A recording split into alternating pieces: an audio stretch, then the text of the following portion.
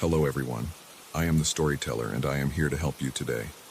I know you use this video to fall asleep, so before that, like the video and subscribe to the channel. Also, where are you from and what time are you watching? Now get comfortable and relax. The laugh hit me like a punch to the gut. High-pitched, sharp, cutting through the silence of the empty mall at 11:47 p.m. I froze mid-step, my flashlight beam locked on the cracked tile floor. That sound didn't belong here. Not in this dead mall, not in this abandoned wing that was scheduled for demolition next month. I'm Jim Martinez, night security at Riverside Mall for the past 8 years. Normally, I patrol the active section, the renovated East Wing where the movie theater and chain restaurants still draw crowds. But tonight, management needed someone to check the abandoned West Wing. Construction crews start prep work tomorrow, and they wanted one final security sweep. The West Wing has been closed for 3 years. Every store is empty, metal shutters pulled down, windows covered with thick plastic sheets. The air smells stale, like dust and mold. My footsteps echo off bare walls where advertising posters used to hang.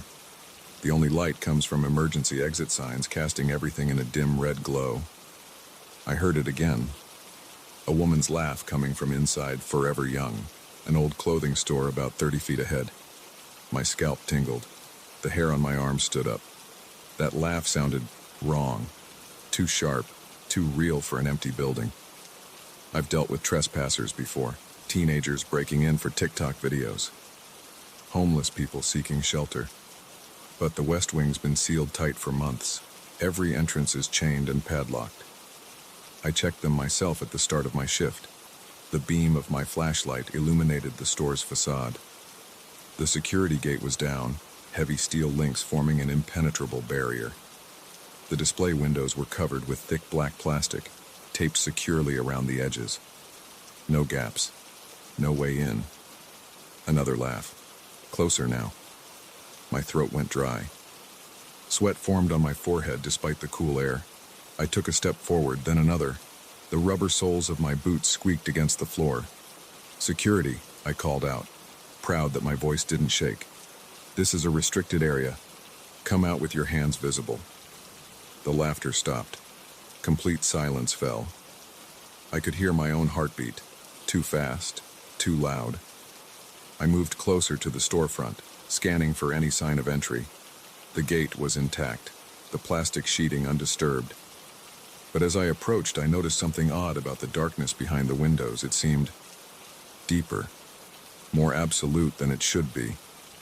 A scraping sound came from inside the store, like something heavy being dragged across the floor. Then footsteps, slow, deliberate, coming toward the front of the store. My hand went to the radio on my belt, but I hesitated. What would I say? That I heard laughing in a sealed store? That would earn me nothing but jokes in the break room tomorrow. The footsteps stopped, right on the other side of the gate. I raised my flashlight, trying to peer through the small gaps between the metal links. "This is your final warning," I said. "Identify yourself." A soft thud against the gate made me jump back, then another, and another, like someone tapping their fingers one by one against the metal. The laughter started again. Not sharp this time, low, gurgling, wrong. I backed away, fumbling for my radio. Static crackled as I keyed the mic.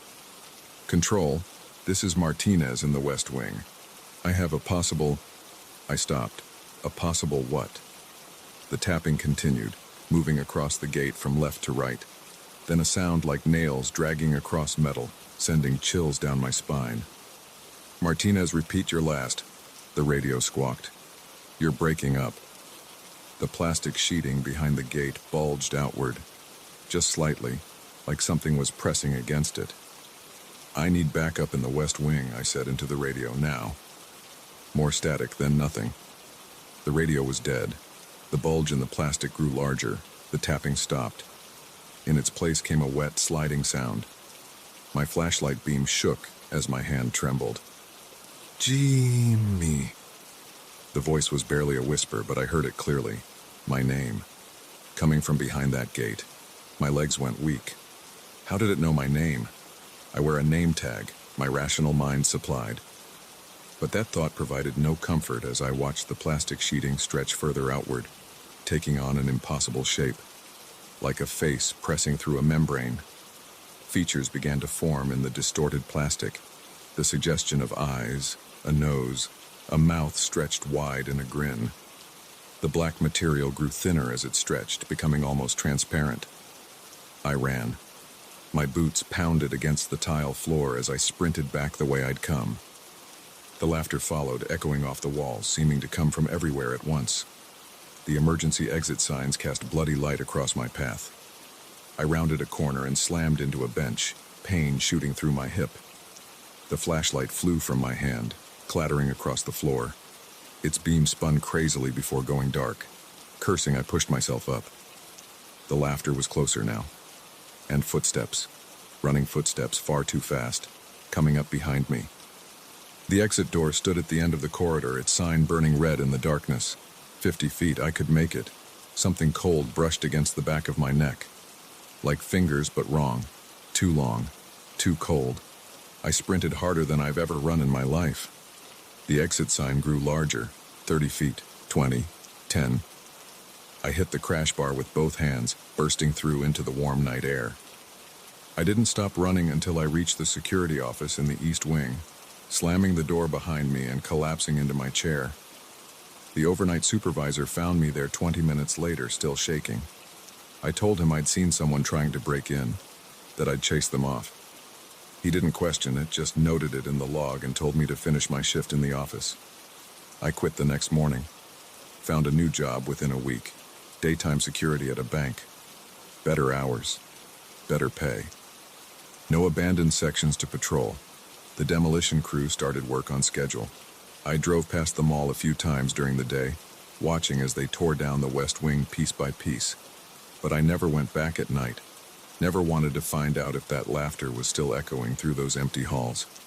Never wanted to know what had really been waiting behind that security gate. Sometimes, though, when I'm alone in the dark, I hear it.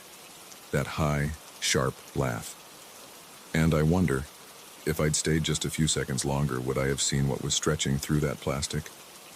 Would I have learned why it knew my name? I don't sleep well on those nights. And I never work after sunset anymore. One thing still bothers me, more than the laugh, more than the shape in the plastic, more than hearing my name whispered in that wet, wrong voice. When I went back the next morning to turn in my resignation, I walked past the West Wing one last time.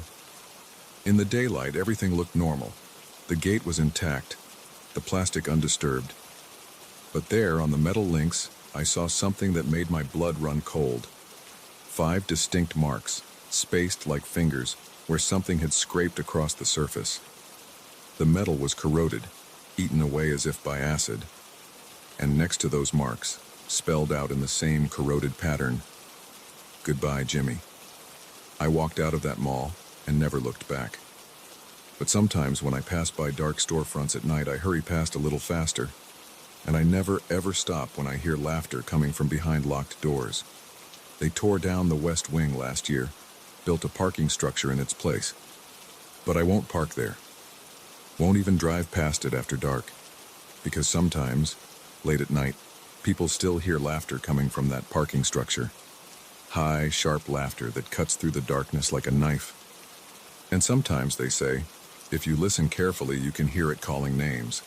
Names of people it remembers. Names of people it's waiting for. I changed jobs again last month. Moved to a new city. Started fresh where nobody knows my name. But I still check the locks twice before I go to bed. Still sleep with the lights on. Still wake up in a cold sweat when I hear laughter in my dreams. Because I know something now that I didn't know before that night. Something that changes the way you see the world forever. Not all empty spaces are truly empty. Not all locked doors stay locked. And sometimes, the things that laugh in the dark know your name. They know your name. And they're patient. So patient. I write this now as a warning. If you're working security, or any job that puts you alone in empty places after dark, remember this. If you hear laughter where there shouldn't be any, don't investigate. Don't call out. Don't shine your light into the darkness. Run. Run as fast as you can and don't look back.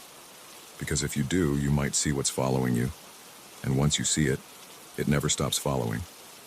I know this because I still feel it sometimes. A cold touch on the back of my neck. A whisper of my name in that wet, wrong voice. The sound of footsteps behind me when I walk alone at night. Getting closer. Always getting closer. The doctors say I'm paranoid. That I had some kind of breakdown that night. That stress and isolation played tricks on my mind. But they didn't see the marks on that gate. Didn't hear their name whispered in the dark. I'm moving again next week. Another city. Another fresh start. But I know it won't matter because sometimes late at night when the house is quiet and dark, I hear it.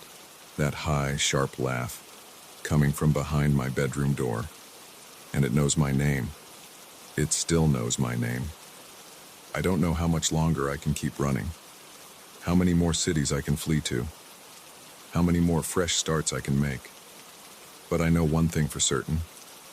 Somewhere out there, in an empty mall or a dark store or a lonely parking structure, something is laughing. And it's waiting. Waiting for someone else to hear it. Someone else to investigate. Someone else to shine their light into the darkness. Someone whose name it can learn. So remember my warning. Remember my story. And if you ever hear laughter in an empty place, do what I should have done. Run. Just run. Because once it knows your name, you can never stop running. And sooner or later, we all get tired of running. I can hear it now, as I write these words.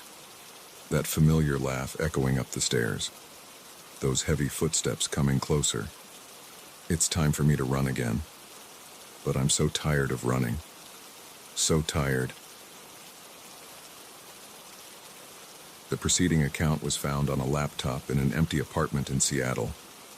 The tenant, James Martinez, former security guard at Riverside Mall, has been missing for 3 months. His current whereabouts are unknown.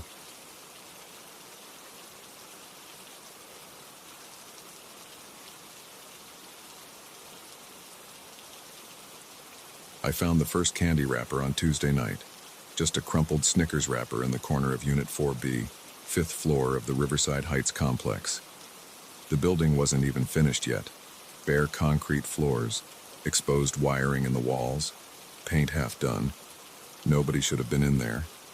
But that wrapper sat there, metallic surface catching the beam of my flashlight. I'm not new to security work.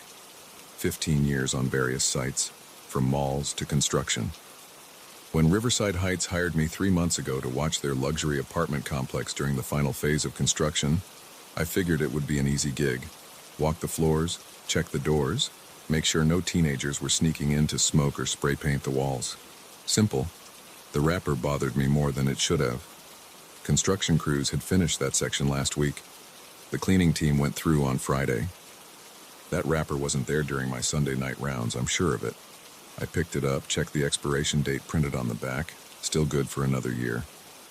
I made a note in my log and kept walking. Could have been anything.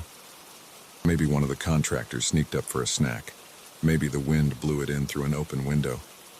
But something about it felt wrong. Wednesday night. 2 more wrappers in 4B, plus an empty bag of chips.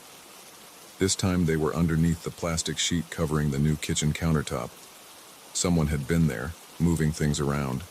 The plastic was draped different than before. I called my supervisor, Mark. Anyone authorized to be in 4B after hours? Negative, he said. Place is sealed until the final inspection next month. Why? I told him about the wrappers. He sighed. Probably just workers leaving their trash. Write it up and I'll talk to the site manager. But workers would have used the break room 2 floors down. They wouldn't have snuck into an unfinished unit to eat. And they definitely wouldn't have hidden their trash under that plastic. Thursday I changed my rounds, hitting the 5th floor first instead of last. Nothing in 4B at 10 p.m. Nothing at midnight. At 2 a.m. I found a shirt. Cheap polyester, blue, stained under the arms, crumpled behind the toilet. It was still damp with sweat. I drew my flashlight and cleared every room, checking the closets behind the plastic-wrapped appliances everywhere someone could hide. The apartment was empty, but someone had been there, recently enough to leave behind their sweaty shirt. I started spending extra time on the 5th floor. The building was quiet at night, just the hum of temporary lighting and the occasional rattle of tarps in the wind. I'd stand in the hallway, listening for footsteps or movement. Nothing. Friday, an empty water bottle rolling across the floor of 4B when I opened the door. Saturday, granola bar wrappers stuffed into a corner of the master bedroom closet. Sunday, a wadded-up paper towel with fresh blood spots. The blood got Mark's attention. He came by Monday morning to check it out himself. Could be innocent, he said, but I could tell he was worried. Worker cuts himself, uses a paper towel, forgets to throw it away. For 5 days straight? Different trash every night, always in the same unit? He walked the apartment with me. Everything looked normal at first glance. But when we really started checking, we found more signs. Scuff marks on the floor that the cleaning crew had definitely buffed out last week. Finger smudges on the windows. A corner of carpet padding pulled back slightly, like someone had been looking underneath. "All right," Mark said finally. "I'll talk to the property manager about setting up some cameras. In the meantime, document everything. If you find anyone up here, call the police immediately. Don't try to handle it yourself." I nodded, but we both knew cameras would take days to approve and install. Whatever was happening in 4B, it was happening now. That night, I brought an extra flashlight and a new pack of batteries. At 10 p.m., 4B was clean. No new trash, no signs of disturbance. I checked every hour. Nothing changed until 3 a.m. The door was still locked when I arrived for my hourly check. But as soon as I opened it, I knew someone had been there. The air felt different, warmer, stuffier, with a faint smell of body odor. A fresh apple core sat on the kitchen counter, brown at the edges but not yet fully oxidized. Someone had been there within the last hour. I did another sweep, more thorough this time. The closets were empty. Nothing under the plastic sheets. No one behind the stacks of drywall in the second bedroom. But in the master bathroom, the mirror had a fresh handprint, visible only when my flashlight hit it at the right angle. I called the police. They sent 2 officers, but by the time they arrived, the apple core had turned completely brown. They took pictures, wrote a report, and told me to call again if I saw anyone. They didn't dust for prints.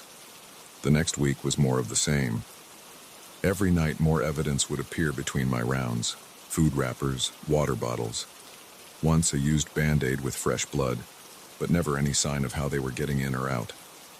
I checked the windows, all locked, and we were 5 stories up anyway. The door showed no signs of tampering. The only other entrance was the fire escape, but I had a clear view of that from my security station. No one had used it. I started varying my rounds, changing the timing, doubling back unexpectedly. Nothing.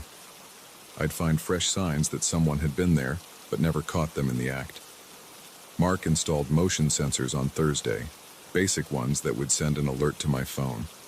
They went off constantly, triggered by wind moving the plastic sheets or bits of debris shifting. After 2 days of false alarms, I turned them off. That's when things escalated. Saturday night, I found a sleeping bag stuffed behind some boxes in the master bedroom closet. It was cheap, the kind you'd get at Walmart, and it smelled used. Next to it was a plastic shopping bag containing a toothbrush, deodorant, and a clean t-shirt. Someone wasn't just visiting Unit 4B, they were living there. I called Mark, then the police.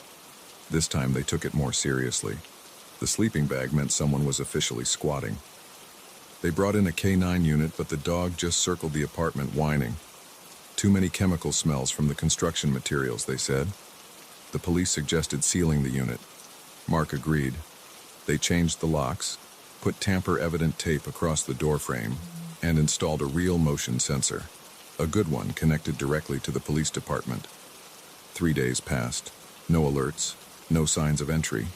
The tamper tape remained intact. I started to relax. Then Wednesday night, I opened the door for my 2 a.m. check. The tamper tape was unbroken.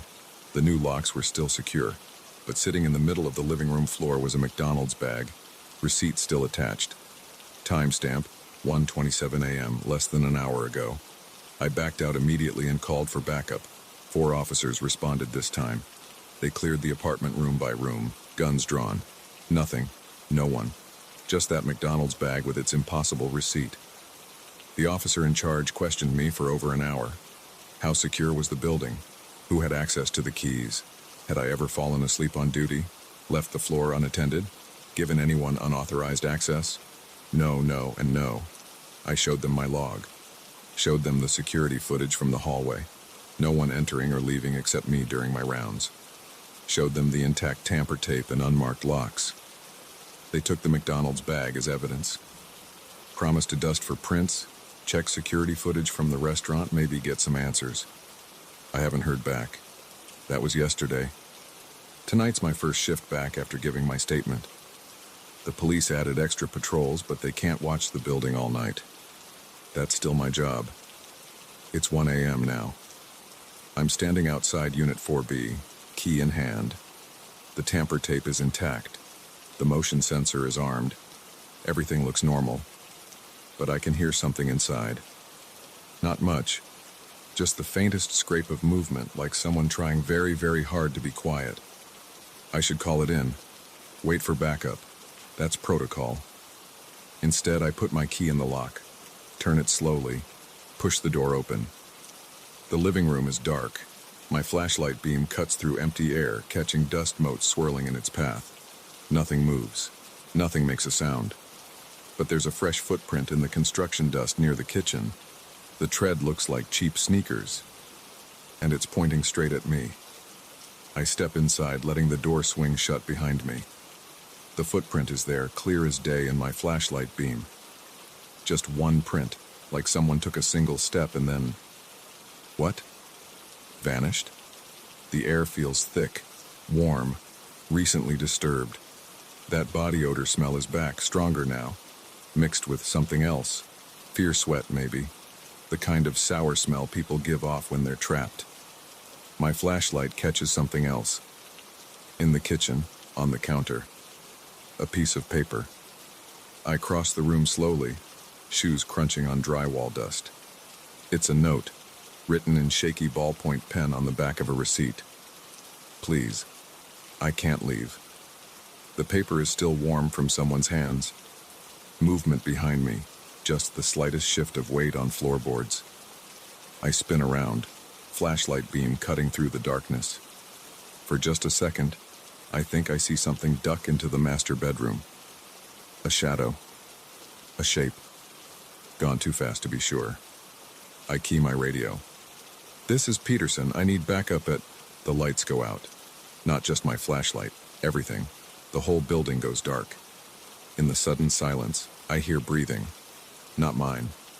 Somewhere in the darkness of Unit 4B, someone else is breathing.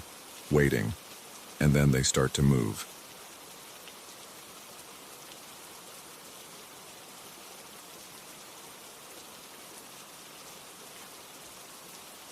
The first beep was so faint that I almost missed it during my midnight rounds. Just a single quiet pulse that seemed to come from somewhere beyond the newly painted walls of the pediatric ward. I checked my pager out of habit. Nothing. The sound didn't match the steady rhythm of the vital signs monitors in my patients' rooms either. It came again, barely audible but distinct, drawing my attention to the dark corridor that led to the hospital's old wing. I shouldn't have been hearing anything from that direction.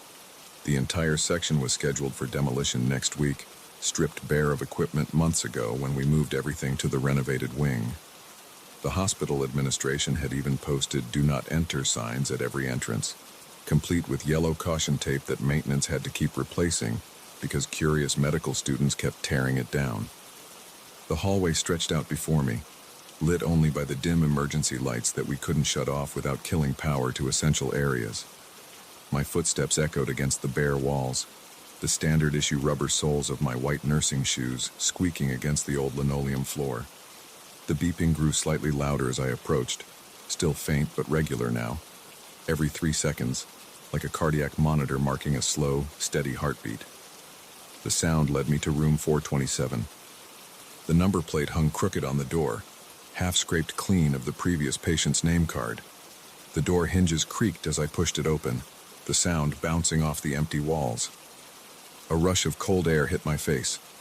The room temperature had to be at least 10 degrees lower than the hallway. I fumbled for the light switch, but nothing happened when I flicked it.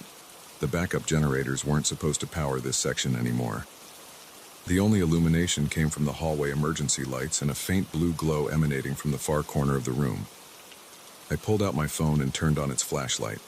The beam revealed bare walls stripped of their wallpaper, exposed electrical outlets, and marks on the floor where a hospital bed had once stood. But in the corner, impossibly, sat a fully functional patient monitoring system. The screen displayed clear vital signs: heart rate 42 BPM, blood pressure 90/60, oxygen saturation 98%. The leads and sensors hung loose, not connected to any patient, yet the numbers kept updating in real time. I approached the monitor, my shoes crunching on bits of fallen plaster. The equipment looked brand new, not like the older models we'd cleared out during the renovation. The manufacturer's label showed a production date from 3 months ago. Someone had to have brought this in recently, but that made no sense. The wing had been sealed off for demolition prep, and new equipment worth thousands of dollars wouldn't just be left in an abandoned room. The steady beeping continued as I examined the machine. No dust had settled on its surface, unlike everything else in the room. I reached out to touch the screen, and a jolt of static electricity shocked my finger. The display flickered for a moment, and the numbers changed. Heart rate 150 BPM, blood pressure 180, 100, oxygen saturation 75%. Warning alerts started flashing red. I stepped back, my own heart racing now. The monitor's alarms grew louder, the kind of urgent beeping that usually meant a patient was crashing. But there was no patient, just empty air where a bed should have been. My phone's flashlight beam caught something moving in the corner of my eye. I spun around, but the room remained empty. The shadows seemed to shift and dance along the walls cast by the flashing red warning lights from the monitor. The temperature dropped even further. I could see my breath forming clouds in the beam of light. The door slammed shut behind me with a bang that made me jump. I rushed to it and grabbed the handle, but it wouldn't turn. The metal felt ice cold against my palm. I pulled harder, throwing my weight backward, but the door remained firmly shut. The monitor's alarms reached a fever pitch, now showing numbers that weren't humanly possible. Heart rate 250 BPM, blood pressure 220, 140, oxygen saturation 10%. The screen began to flicker rapidly, casting strobing shadows across the room. My phone's flashlight started to dim, the battery dropping from 80% to 15% in seconds. I pounded on the door with my fist. "Hey, anyone out there? I need help." My voice sounded muffled, as if the room was absorbing the sound. The emergency lights in the hallway had gone dark, leaving only the pulsing red glow from the monitor. A scraping noise started behind me, like metal being dragged across the floor. I turned slowly, pressing my back against the door.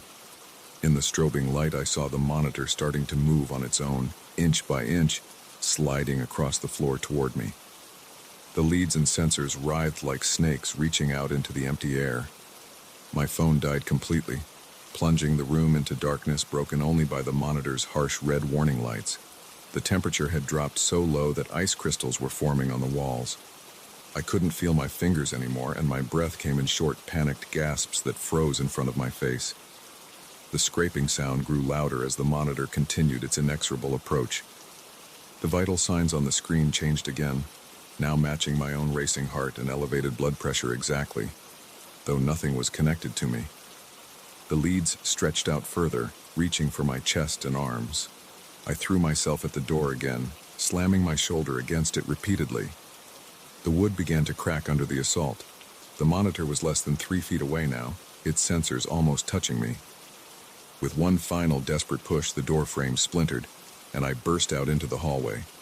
I ran without looking back, my footsteps thundering against the floor. The beeping faded behind me, but I didn't slow down until I reached the newly renovated wing. I collapsed against the nurse's station, gasping for air, my scrubs soaked with cold sweat. "Are you okay?" Sarah, one of the night shift nurses, rushed over to help me up. "You look like you've seen a ghost." I opened my mouth to explain, but the words wouldn't come. How could I describe what had just happened? They'd think I was crazy. I'd think I was crazy if someone told me the same story. "I'm fine," I managed to say. "Just thought I heard something in the old wing. Probably just the demolition prep crew moving things around." Sarah frowned.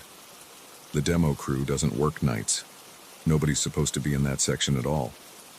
"Right," I said, straightening my scrubs. Must have been my imagination then. But I knew what I'd seen.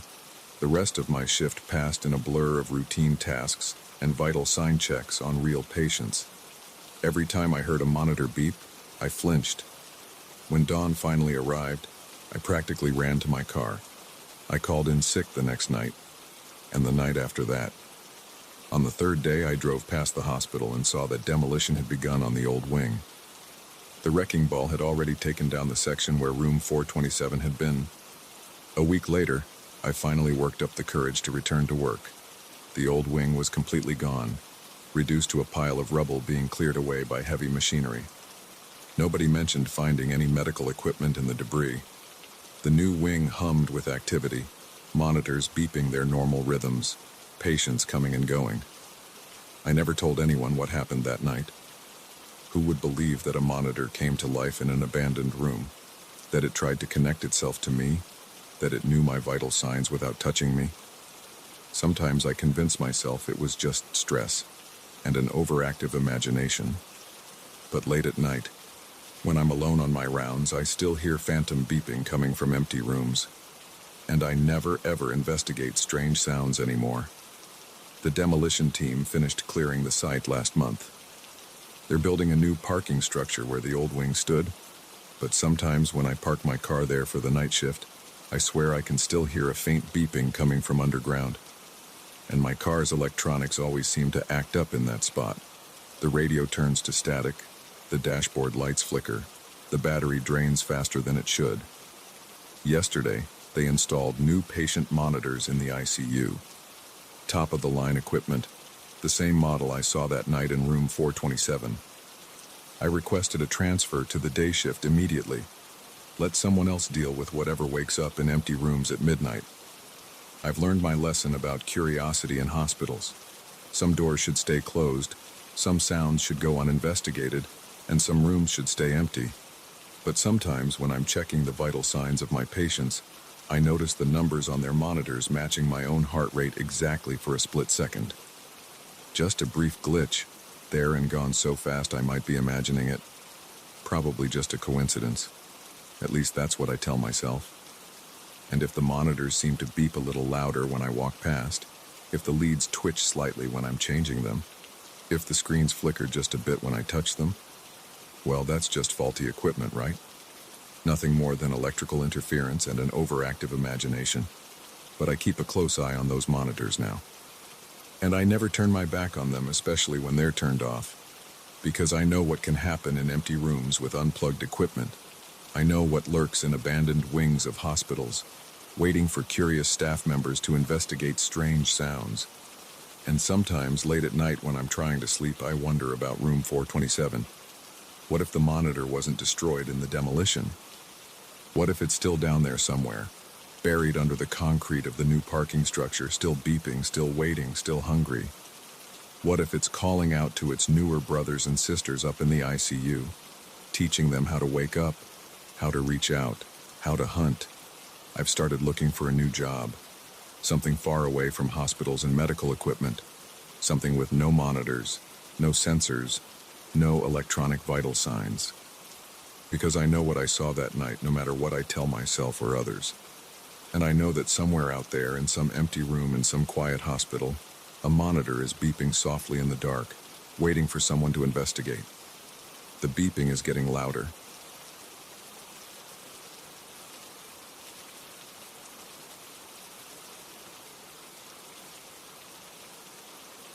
I got the call at 8:47 a.m. on a Tuesday. Mrs. Henderson in 4B complaining about water in her basement again. Third time this month.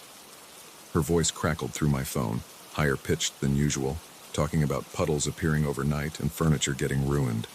Standard stuff, I thought. Probably just groundwater seeping in through the foundation like last time. I grabbed my toolbox from the maintenance office and headed over. The morning was cold, my breath making clouds in the air as I walked across the parking lot. The leaves had started falling, creating wet patches on the sidewalk. Building 4 was the oldest in the complex, built in the 1960s, with those typical basement storage units that always had moisture problems. Mrs. Henderson met me at her door. She was still in her bathrobe, hair uncombed, fingers gripping her coffee mug too tight. Her hands shook as she led me to the basement stairs. "It's worse than before," she said, "and something's not right down there. The furniture, I didn't move it, but it's all wrong." I flipped the light switch at the top of the stairs. The fluorescent tubes flickered 3 times before staying on, casting that harsh white light that makes everything look worse than it is. The air coming up from below felt colder than it should have, even for a basement in October. The steps creaked under my work boots as I went down. First thing I noticed was the smell. Not the usual musty basement odor, but something sharper, like pond water mixed with rust. The concrete floor at the bottom of the stairs was dry, but I could hear water dripping somewhere deeper in. Mrs. Henderson's storage unit was in the back corner. As I walked toward it, my footsteps echoed differently than they should have. The sound bounced wrong off the walls, like the space was bigger than I knew it was. I'd been down here hundreds of times, but something felt off about the dimensions. I reached her storage cage and stopped. The padlock was still secure, but inside, nothing was where it should have been. The old armchair she kept covered in plastic was balanced on top of 3 stacked boxes, leaning at an angle that defied gravity. Her wooden bookshelf had been turned upside down, but the books were still on the shelves, like someone had flipped it while everything was glued in place. "See what I mean?" Mrs. Henderson's voice made me jump. I hadn't heard her follow me down. I didn't touch any of it. It was normal yesterday, I swear. I pulled out my flashlight and shined it into the corners of the cage. That's when I saw the first puddle. It was perfectly round, about 2 feet across, sitting in the middle of the concrete floor. But there were no pipes overhead, no obvious source for the water, and the concrete around it was completely dry. I unlocked the cage and stepped inside. The water in the puddle was clear but deep, deeper than it should have been. I couldn't see the bottom when I shined my light into it. A few feet away, there was another puddle, identical to the first, and another beyond that, forming a pattern that made my eyes hurt if I tried to follow it. "When did you first notice this?" I asked, keeping my voice steady. "Around 6 this morning. I came down to get some winter clothes and..." She hugged herself, the coffee mug pressed against her chest. "The furniture was like this, and there was just one puddle then. But they keep appearing. I've been watching. Every hour or so there's a new one." I crouched down next to the nearest puddle and reached out with my voltage tester just to be safe. No reading. I touched the water with my finger. It was ice cold, but more than that, it felt heavy somehow, like mercury instead of water. When I pulled my finger back, it left no wet mark on my skin. The dripping sound was louder now, but I still couldn't locate the source. It seemed to come from all directions at once, like the walls themselves were weeping. I stood up and studied the furniture again. Physics said that armchairs should have toppled over, but it stayed perfectly still, balanced on its impossible perch. "I need to check the other storage units," I said. "See if anyone else is having issues." I tried the next cage over. The lock clicked open easily, too easily since I hadn't used my keys.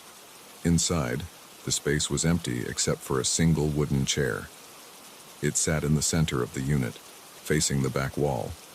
I was certain this unit belonged to Mr. Grayson in 4A, and it had been full of boxes last week when he moved in. The dripping got louder. A new puddle formed at my feet, the water seeming to seep up through solid concrete. The surface tensed and bulged upward for a moment, like something was trying to push through from below. "Mrs. Henderson," I said, "I want you to go back upstairs. Call the building manager and tell him we need a plumber. Actually, call several plumbers. I'll stay down here and..." I turned around. She was gone. The basement stairs ended in a blank wall where the door should have been. The fluorescent lights flickered. In the momentary darkness, I heard something splash in one of the puddles. When the lights came back on, the chair in Mr. Grayson's unit had turned to face me. Water dripped from its wooden seat, but the drops fell upward, vanishing into the ceiling. I backed away, moving toward where I knew the stairs had to be. My flashlight beam caught movement in Mrs. Henderson's storage cage.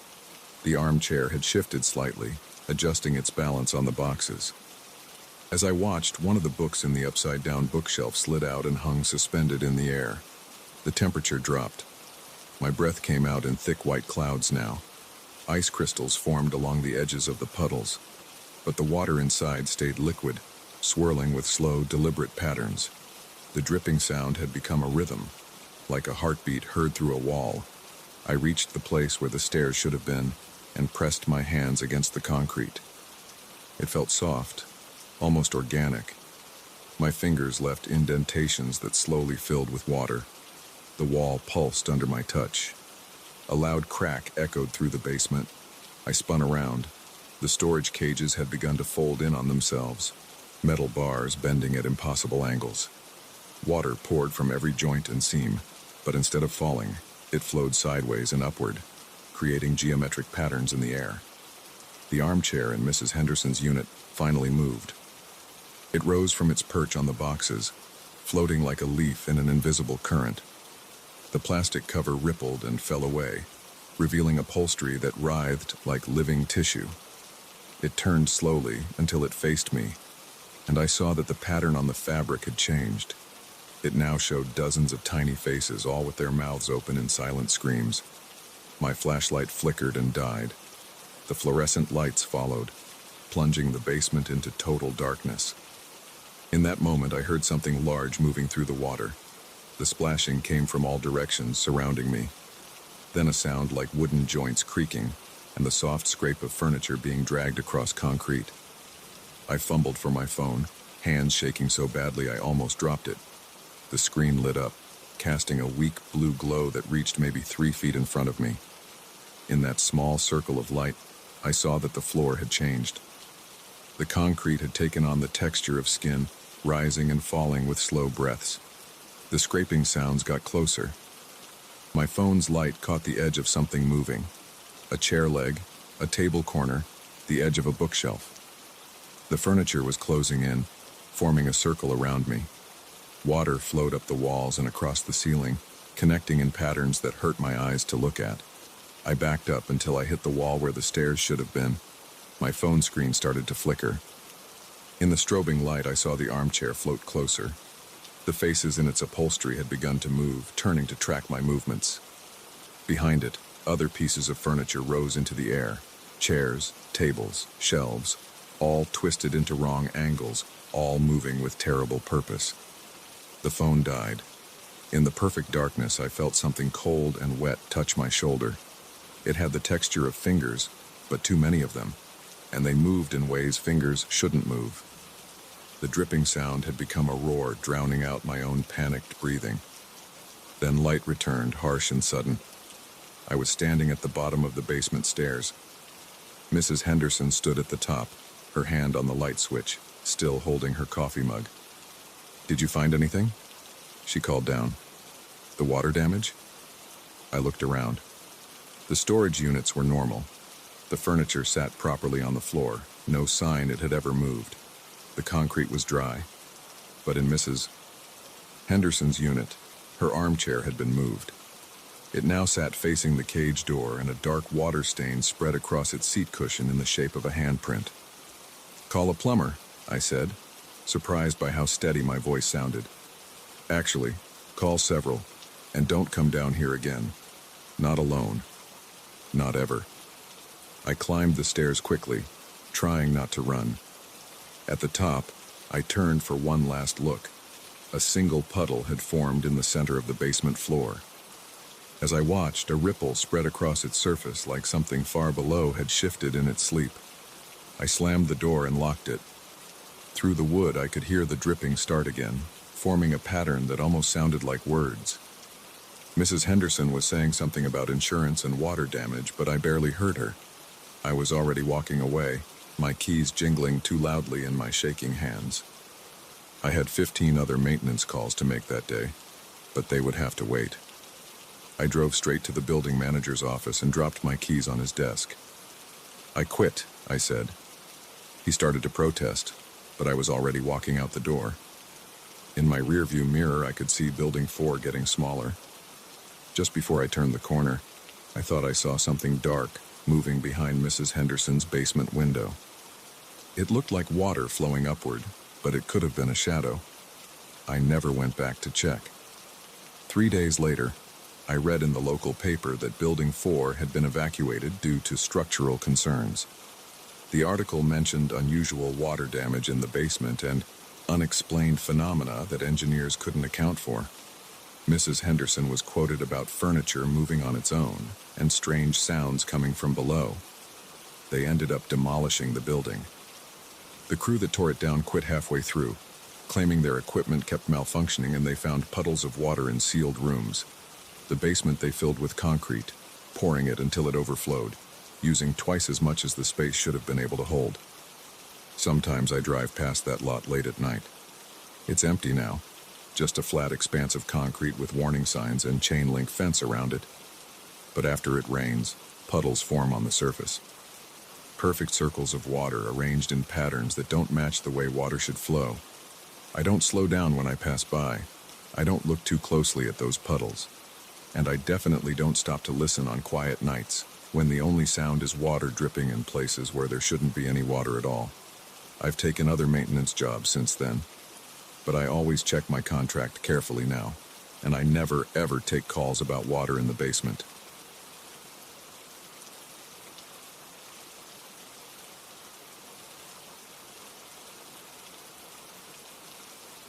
The first time I saw it, I told myself it was just exhaustion playing tricks on my mind. Working nights at a construction site 50 miles from nowhere does that to you, but I can't explain away what happened after that. Not the footprints, not the missing tools, not any of it. I've been doing night security at construction sites for 15 years, usually in the city where the biggest problems are teenagers trying to steal copper wire or homeless people looking for shelter. But this job was different from the start. The Morgan Creek Dam project way up in the mountains, no cell service, just me and the emergency radio connecting me to civilization. The company paid triple my usual rate, which should have been my first warning sign. The previous night, guard had quit without notice after just 2 weeks. The site supervisor told me the guy had personal issues. I didn't ask questions. Money's money. The first week was normal enough. I'd arrive at 6 p.m., check in with the day crew as they left, then start my rounds. The site was huge, a half-finished dam stretching across the valley, temporary offices, equipment yards, and material storage areas spread out over 20 acres. The portable light towers created islands of harsh white light, leaving deep shadows between them. The rest was darkness and wilderness. I had my routine. Walk the perimeter every 2 hours, check the equipment yard, monitor the security cameras in the main office, make sure none of the machines had been left running. Simple stuff. That changed on my 8th night. I was doing my 2 a.m. round when I saw it. A figure standing motionless at the edge of the light from Tower 3, near the eastern equipment yard. Tall, maybe 6.5 feet. Too far away to make out details, just a dark shape against the darkness. I reached for my flashlight. "Hey, this is private property." The figure didn't move. Didn't react at all. I started walking toward it, my boots crunching on the gravel. "I'm armed security. You need to leave now." I wasn't actually armed. Company policy, but they didn't need to know that. 20 yards away now. Still no movement. The hair on my neck stood up. Something wasn't right about the way it was standing. Too still, like a statue. "Last warning. I'm calling the police." 15 yards, close enough to see it better in the light tower's glare. The figure was wearing dark clothes, heavy boots, a worker's hard hat. 10 yards. My heart was pounding now. The figure's proportions were wrong somehow. Arms too long, neck at an odd angle. 5 yards. I raised my flashlight beam to its face. There was no face. I froze. The beam of light passed through empty air where the figure had been standing a second before. Just empty space, and the night beyond the light tower's reach. I spun around, sweeping the flashlight in all directions. Nothing. No sound of footsteps. No movement in the shadows. Just the constant hum of the generators powering the lights. My hands were shaking as I keyed the radio. "Base, this is Reynolds. Anyone else supposed to be on site tonight?" Static. Then the dispatcher's voice. "Negative, Reynolds. Just you out there. Everything okay?" I hesitated. "Yeah, just thought I saw something. Probably nothing."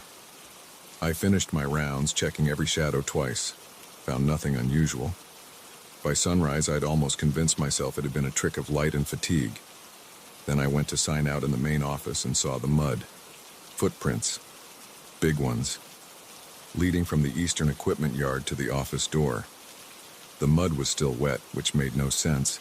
It hadn't rained in over a week. I followed them inside. They went straight to the tool storage room. The door was locked, just as I'd left it during my rounds. But when I opened it, I knew something was wrong. The room had been organized meticulously the night before. Company policy. Now tools were missing from the pegboard walls. A chainsaw, 2 demolition hammers, a concrete saw. Heavy equipment, too heavy for one person to carry quietly. I checked the security cameras. All 8 cameras showed nothing but empty sight all night. No movement, no intruders. Just the footprints and the missing tools.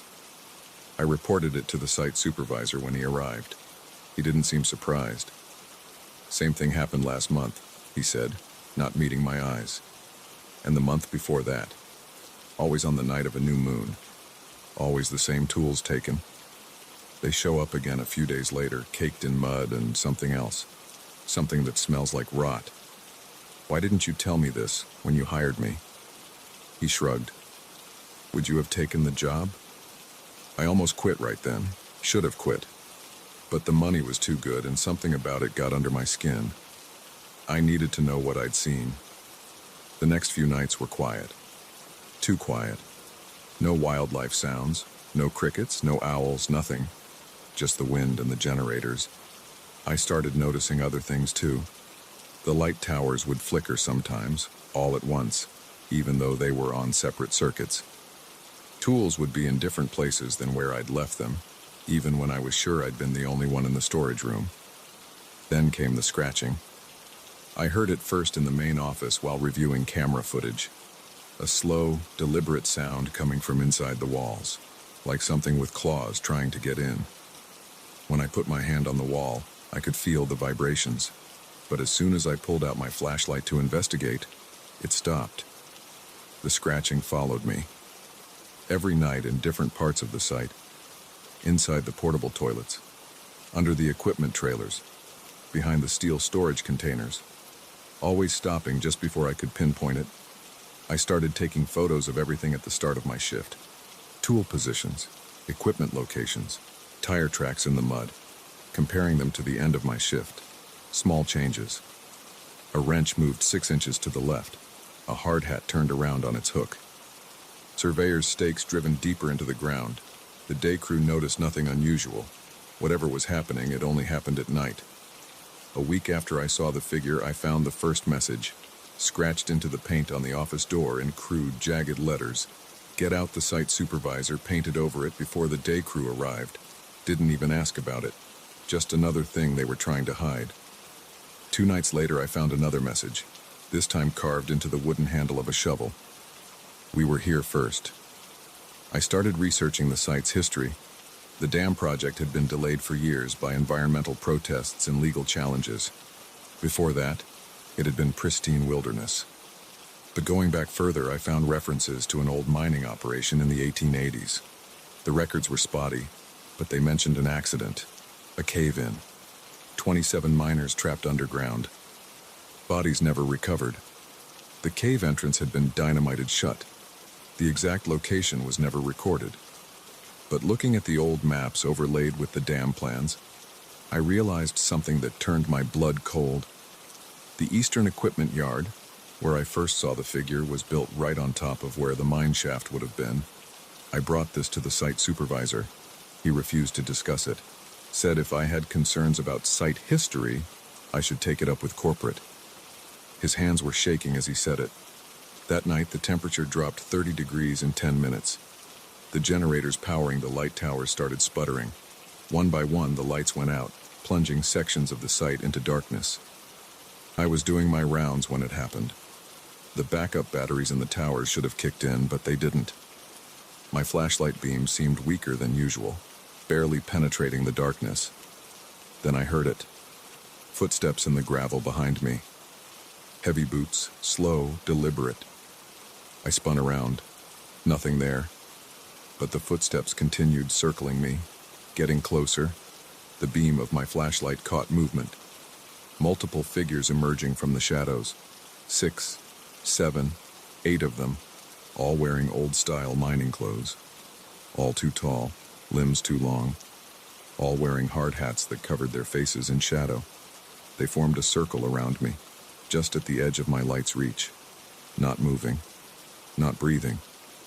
Just standing there with their heads tilted at impossible angles. My radio crackled to life. Through the static, I heard voices. Multiple voices speaking in unison. This is our place, our tools, our ground. The deep dark below belongs to us. The static grew louder, drowning out everything else. My flashlight flickered and died. In the darkness, I heard movement. The crunch of many boots on gravel. Getting closer. I ran. Blind in the darkness, stumbling over equipment and materials. Behind me, the footsteps kept pace. Never getting closer, never falling behind. Just steadily following. I made it to the main office, slammed the door, locked it, grabbed the backup flashlight from my desk.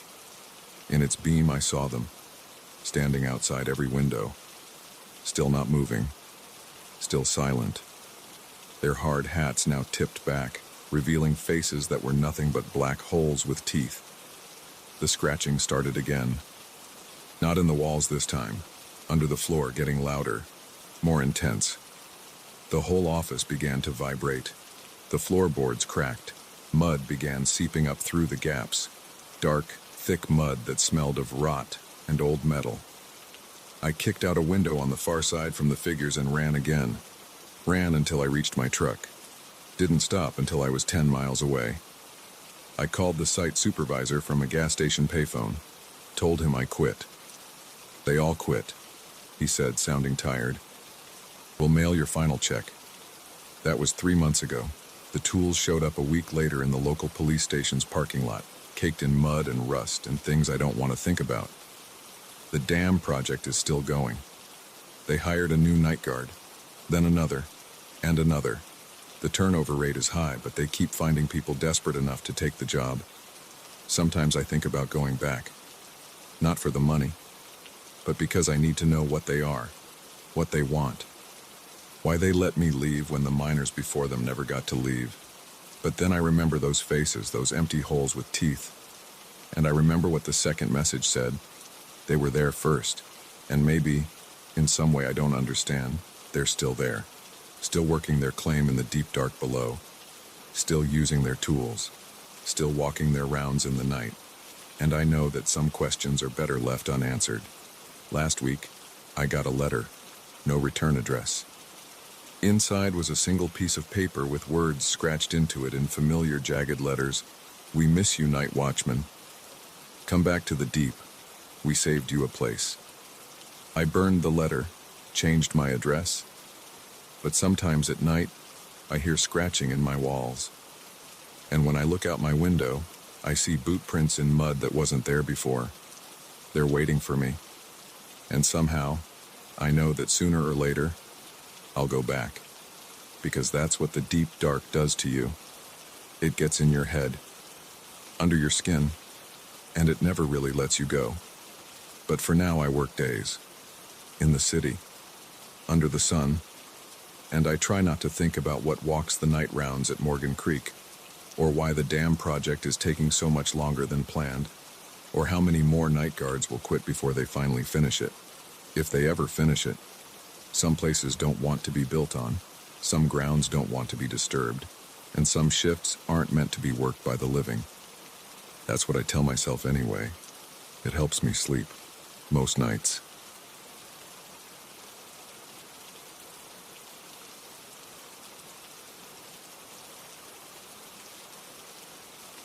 The digital clock on my phone showed 11:47 p.m. when the elevator stopped between the 32nd and 33rd floors. I pressed the emergency button, but nothing happened. No alarm, no response, just dead silence. That's when the floor indicator started showing numbers that didn't exist in our 40-story building. I'm James Chen, IT support at Meridian Financial Group. I should have gone home hours ago, but a server migration kept me late. Now I stood alone in this elevator, watching impossible numbers flash across the display. 54, 67, 83. The elevator moved again, but not up or down. It felt like it shifted sideways, which isn't possible. The sensation made my stomach lurch. When the doors opened, I wasn't on any floor I recognized. I stepped out into what looked like an office from the 1980s. The carpet was brown shag and bulky beige computers sat on metal desks. Cigarette smoke hung in the air. A woman with big hair and shoulder pads typed at a keyboard, but when she turned toward me, her face was blurry, like a photo out of focus. "Hey," I called out. My voice echoed strangely. The woman didn't respond. She kept typing on a computer that showed green text on a black screen. The elevator dinged behind me. I jumped back inside just as the doors started closing. My heart pounded against my ribs. The floor indicator now showed 12B. The elevator moved again, this time with a grinding noise I'd never heard before. My hands shook as I pressed the lobby button repeatedly. Nothing happened. The display changed to 19X. When the doors opened again, I saw our modern office, but something was wrong. Dead plants littered the floor. Dust covered everything. Papers were scattered everywhere, and chairs lay toppled. Through the windows, I saw a red sky and what looked like ruins where neighboring buildings should have been. The air felt hot and stale. A sound came from down the hall, shuffling footsteps. I hit the close door button hard enough to hurt my finger. The doors shut just as something rounded the corner, something that walked like a person, but wasn't shaped quite right. My breathing came in sharp gasps. Sweat ran down my back. The elevator moved again, and the display showed symbols I didn't recognize. The next floor looked like our office from last week. I saw myself sitting at my desk, working late.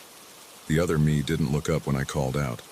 I watched myself check my phone, sigh, and start packing up to leave. I knew exactly when this was, the night before the server migration started. I stepped fully into the office. "Hey!" I shouted at myself. The other me walked right past me toward the elevator. My shoulder brushed against his and the world tilted. A spike of pain shot through my head. I stumbled back into the elevator, dizzy and nauseated. The other me had vanished. The display now showed. The next floor opened onto a vast server room I'd never seen before. Rows of black cabinets stretched into darkness. Red warning lights flashed silently. The air felt electric, making my skin tingle.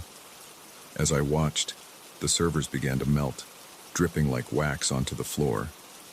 I slammed the close door button. My phone showed 11:47 p.m. It hadn't changed since this started. I tried calling security, but there was no signal. The screen flickered and died. The elevator stopped again. This time, the doors opened onto our office lobby, but underwater. Fish swam past the security desk. Seaweed waved where the potted plants should be. Water lapped at the elevator threshold but didn't flow in. I could see movement in the murky distance, something large, with too many fins. Floor after floor showed impossible scenes. Our office during what looked like World War II, with sandbags at the windows and propaganda posters on the walls. Our office as a greenhouse, trees growing through the ceiling, vines covering everything. Our office as a crime scene, yellow tape and numbered markers everywhere, but no people. My watch still said 11:47 p.m. My phone remained dead. I'd lost count of how many floors I'd seen. The next stop showed our office as it normally looked, but empty. On my desk sat a cup of coffee, steam rising. My jacket hung on my chair. My computer screen showed an error message. Timeline divergence detected. Attempting to reconcile. I approached my desk slowly. The coffee cup was mine. I recognized the chip on the handle. The coffee was still hot. On the screen, the error message changed. Multiple instances detected. Initiating emergency protocol. The building's fire alarm suddenly blared to life. Red emergency lights began flashing. I ran back to the elevator, but the doors had already closed. The floor indicator showed error in red text. I pressed the call button. Nothing happened. I could hear heavy footsteps approaching from the stairwell. The door handle began to turn. The elevator dinged. The doors opened. I dove inside just as something entered the office, something tall and dark that moved like stop-motion animation. The elevator plunged downward faster than before. The display flashed random numbers and symbols. My stomach lurched into my throat. The cables screamed. When the doors opened again, I saw myself stepping into the elevator at 11:47 p.m., just starting this whole nightmare. The other me looked tired, ready to go home after a long day of server migration work. I, hadn't yet noticed anything wrong. I tried to shout a warning, but no sound came out. The other me pressed the lobby button. Our eyes met for a split second. The other me's expression changed from tired to terrified. The doors slammed shut. The elevator shook violently. I fell to my knees. The display showed every number and symbol it had shown before, cycling faster and faster. Then everything stopped. The doors opened onto the lobby. The real lobby. The night security guard looked up from his desk. "Everything okay, Mr. Chen?" Thought I heard the elevator acting up. I stepped out on shaking legs. My watch showed 11:48 p.m. My phone came back to life, buzzing with delayed notifications. "Fine," I managed to say. "Everything's fine." I walked to my car in the parking garage. Everything looked normal, but as I drove home, I checked my rearview mirror more than usual, and when I got home, I took the stairs to my apartment instead of the elevator. The next day at work, nobody else seemed to notice anything strange. The server migration had gone perfectly. But sometimes, when I'm working late, I hear the elevator make that grinding noise again. And sometimes, just sometimes, I see numbers on the display that shouldn't exist. I take the stairs now, all 27 flights. I tell people it's for the exercise. But last week I saw something strange in the stairwell. Just for a moment through the window, I saw that red sky again. And now, when I check my phone late at night, it sometimes shows 11:47 p.m., no matter what time it really is. I've started looking for a new job, something on the ground floor, because I know what happens at 11:47 p.m. in tall buildings. I know about the wrong floors, the ones that don't exist but are there anyway, the ones that show you things you shouldn't see. And I know that somewhere in some version of that elevator, I'm still riding up and down, opening doors onto impossible floors, trying to find my way back to the right timeline. Sometimes, late at night, I wonder if I ever really left.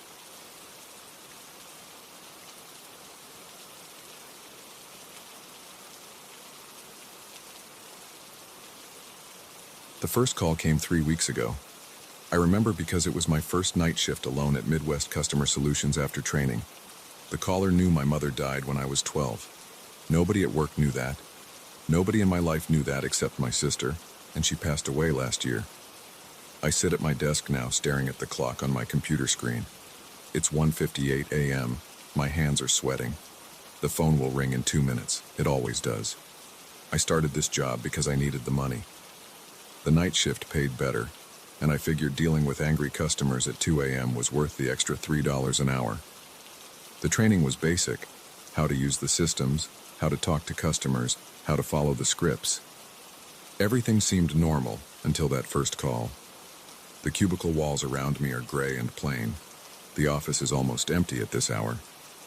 There's just me, 2 other operators on the far side of the room, and Marcus, the supervisor, who spends most of his time in his office watching Netflix. The fluorescent lights buzz overhead. The air conditioning makes everything too cold. 1:59 a.m. My heart is pounding so hard I can feel it in my throat. I've tried calling in sick on previous nights. Marcus threatened to fire me if I missed another shift.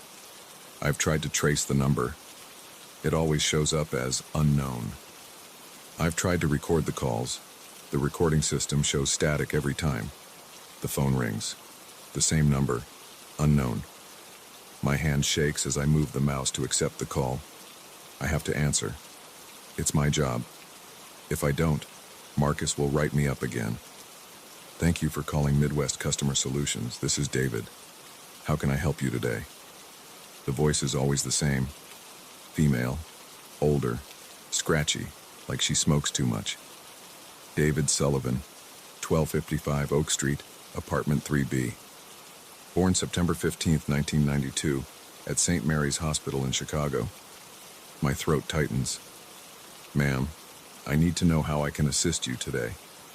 Your mother bled out in the bathtub on July 8, 2004. You found her. You were wearing a blue Cubs t-shirt with a ketchup stain on the collar. You never told anyone about the note she left. You burned it in the backyard that night. My hands are shaking harder now. She's right about the shirt, right about the note. I never told anyone about burning it. Not even the police. Who are you? You have a scar on your left knee from when you fell off your bike at age 7. You told everyone at school you got it fighting a dog, but really, you were trying to impress Jessica Martinez by riding with no hands. Sweat runs down my back. The office feels colder. What do you want? You wet the bed until you were 10. Your father used to hit you with his belt when it happened. That's why you can't sleep without the bathroom light on even now. I grip the edge of my desk. Stop. You steal small things from stores sometimes, candy bars, pens. Last week you took a magazine from Walgreens and didn't pay for it. You like the rush. It makes you feel in control. My chest feels tight. How does she know these things? I've never told anyone about the stealing. It's my secret shame. Why are you doing this? Your sister Sarah didn't really die in a car accident last year. She killed herself. You knew she was depressed, but you ignored her calls that week because you were too busy with your new girlfriend. The guilt eats at you every day. Tears burn in my eyes. Please stop. You dream about her 3 times a week. In the dreams, she's trying to tell you something, but you can never hear her words. You wake up crying and don't go back to sleep.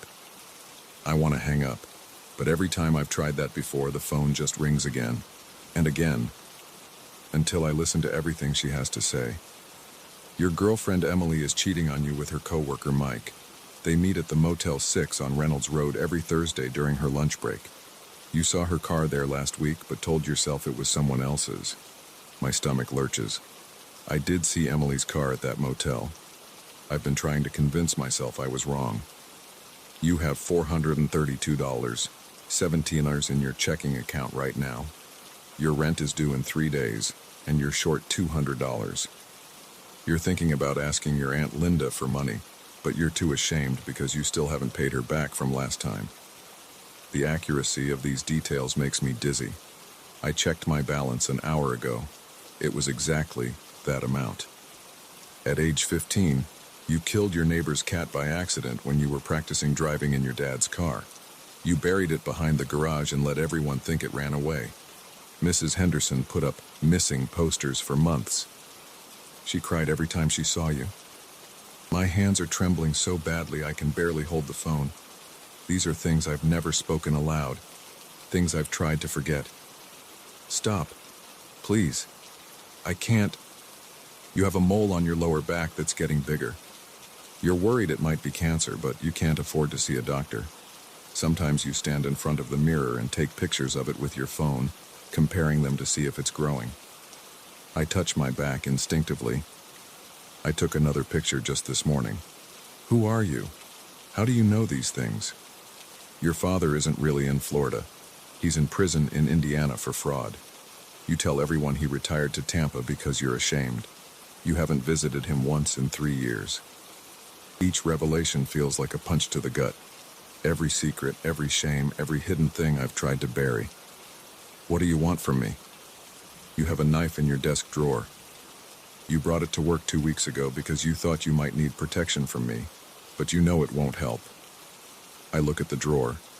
The knife is there, hidden under some papers. You're going to die soon, David Sullivan. Very soon. And nobody will miss you because you've pushed everyone away. You'll die alone in your apartment, and it will be 3 days before anyone finds you. My heart is racing so fast I think it might explode. That's not true. You can't know that. You're running out of time, David. The pain in your chest isn't anxiety. The headaches aren't from stress. The dizziness isn't because you skipped meals. You should have gone to the doctor months ago, but now it's too late. I have been having chest pains, and headaches, and dizzy spells. Why are you telling me this? Because someone has to. Because you need to know. Because the truth always comes out in the end. Please, just tell me who you are. Look at your computer screen, David. I glance at my monitor. The time reads 3:33 a.m. That's impossible. It was just 2 a.m. a few minutes ago. How did you... Check your phone. I pull the phone away from my ear and look at the call display. No active call. No record of any call in the system. My hands are shaking as I check the call logs. Nothing between 2 a.m. and now. No unknown numbers. No incoming calls at all. I stand up, my legs weak. The office is empty. Marcus's office is dark. The other operators are gone. Their computers are turned off. My chest hurts. Really hurts. A sharp stabbing pain that radiates down my left arm. I reach for my cell phone to call 911, but my fingers are numb. I can't grip it properly. It falls to the floor.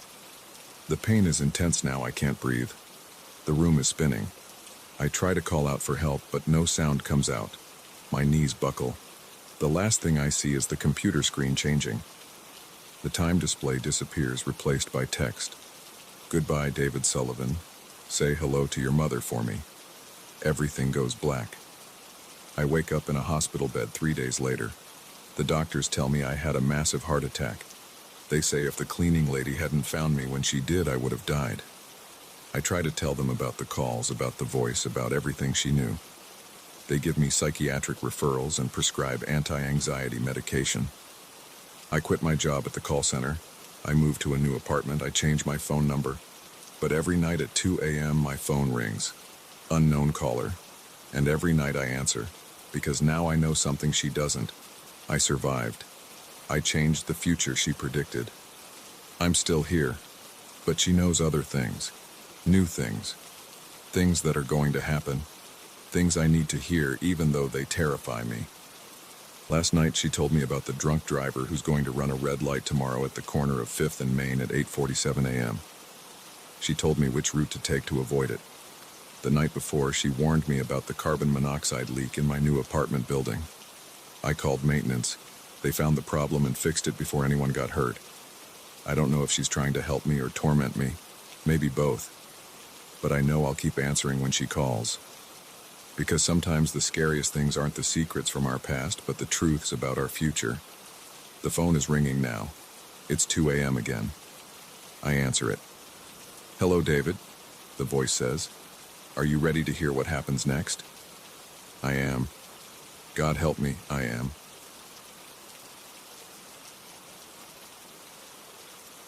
I should have known something was wrong the moment I saw that handprint on my door at 3 a.m. The night shift at the warehouse had been normal, just moving boxes, checking inventory, the usual mind-numbing work. But that handprint, it was bigger than any human hand I'd ever seen, and it looked like it had been pressed into the metal of my apartment door, not just left there with paint or dirt. My head hurt from lack of sleep, and I just wanted to crash. Probably some kids messing around, I told myself, unlocking the door and stepping inside. The apartment was dark and quiet, everything exactly where I'd left it 12 hours ago. I dropped my keys on the kitchen counter, kicked off my steel-toed boots, and headed straight for the shower. The hot water helped ease my tired muscles. I dried off, pulled on a clean t-shirt and boxers, and fell into bed. Sleep came fast and heavy. Bang! My eyes snapped open. The sound came from the kitchen, like someone had slammed a cabinet door. The digital clock on my nightstand showed 4:47 a.m. I lay perfectly still, listening. The apartment was dead quiet for about 30 seconds. Then I heard it. The sound of drawers being opened and closed slowly, methodically, one after another. My throat went dry. I lived alone. Nobody else had keys to my place. I reached for my phone on the nightstand, but my fingers found empty space. Then I remembered I'd left it charging in the kitchen. Another drawer opened, the sound of metal utensils rattling. My heart pounded against my ribs as I eased out of bed. The floor creaked under my feet, and the sounds in the kitchen stopped immediately. Complete silence fell over the apartment. I had a baseball bat in my closet. Moving as quietly as possible, I retrieved it, gripping the handle so hard my knuckles turned white. The bedroom door was open just a crack, showing a slice of the dark hallway leading to the kitchen. More silence, then footsteps. Heavy ones, but not like shoes or boots on the floor. More like bare feet, wet bare feet, slapping against the linoleum. I raised the bat and edged toward the door. The footsteps grew closer, moving down the hallway toward my room. But something was wrong with the rhythm. It wasn't the normal left-right pattern of human walking. It was irregular, like the feet were hitting the ground at odd intervals. A shadow passed through the slice of hallway visible through the door crack. My chest tightened. The shadow was too tall, too wide to be human, and it moved. Wrong. The footsteps stopped right outside my bedroom door. I could hear breathing now. Wet, raspy breathing that sounded like it was coming through a throat full of liquid. The door began to swing open, slow and steady. I raised the bat higher, ready to swing. But when I saw what stood in the doorway, my arms went limp. It was tall, so tall its head nearly touched the ceiling. Its skin was a sickly gray color, stretched too tight over an emaciated frame. But its proportions were all wrong. The arms hung down past its knees, ending in hands bigger than dinner plates. Hands that matched the print on my door. Its legs bent backward at the knees, like a bird's. And its face. The face had no features except for a mouth that split its head from ear to ear, filled with row after row of needle-sharp teeth. Dark liquid, not water, too thick to be water, dripped from its chin onto my carpet. I couldn't move, couldn't breathe. The thing's mouth opened wider than any mouth should be able to open, and that wet breathing got louder. The smell hit me then, like rotten meat and stagnant water. It took a step into the room. The backward bent legs made its movement jerky and unnatural. Those massive hands swung at its sides, fingers twitching.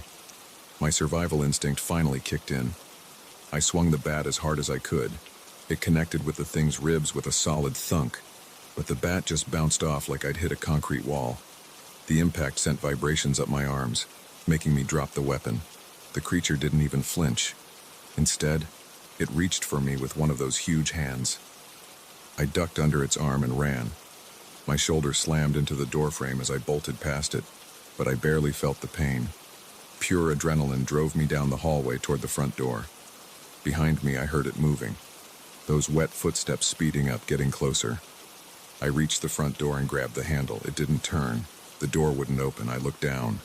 The deadbolt was unlocked. The chain wasn't on. But the door wouldn't budge, like it had been welded shut. The footsteps stopped.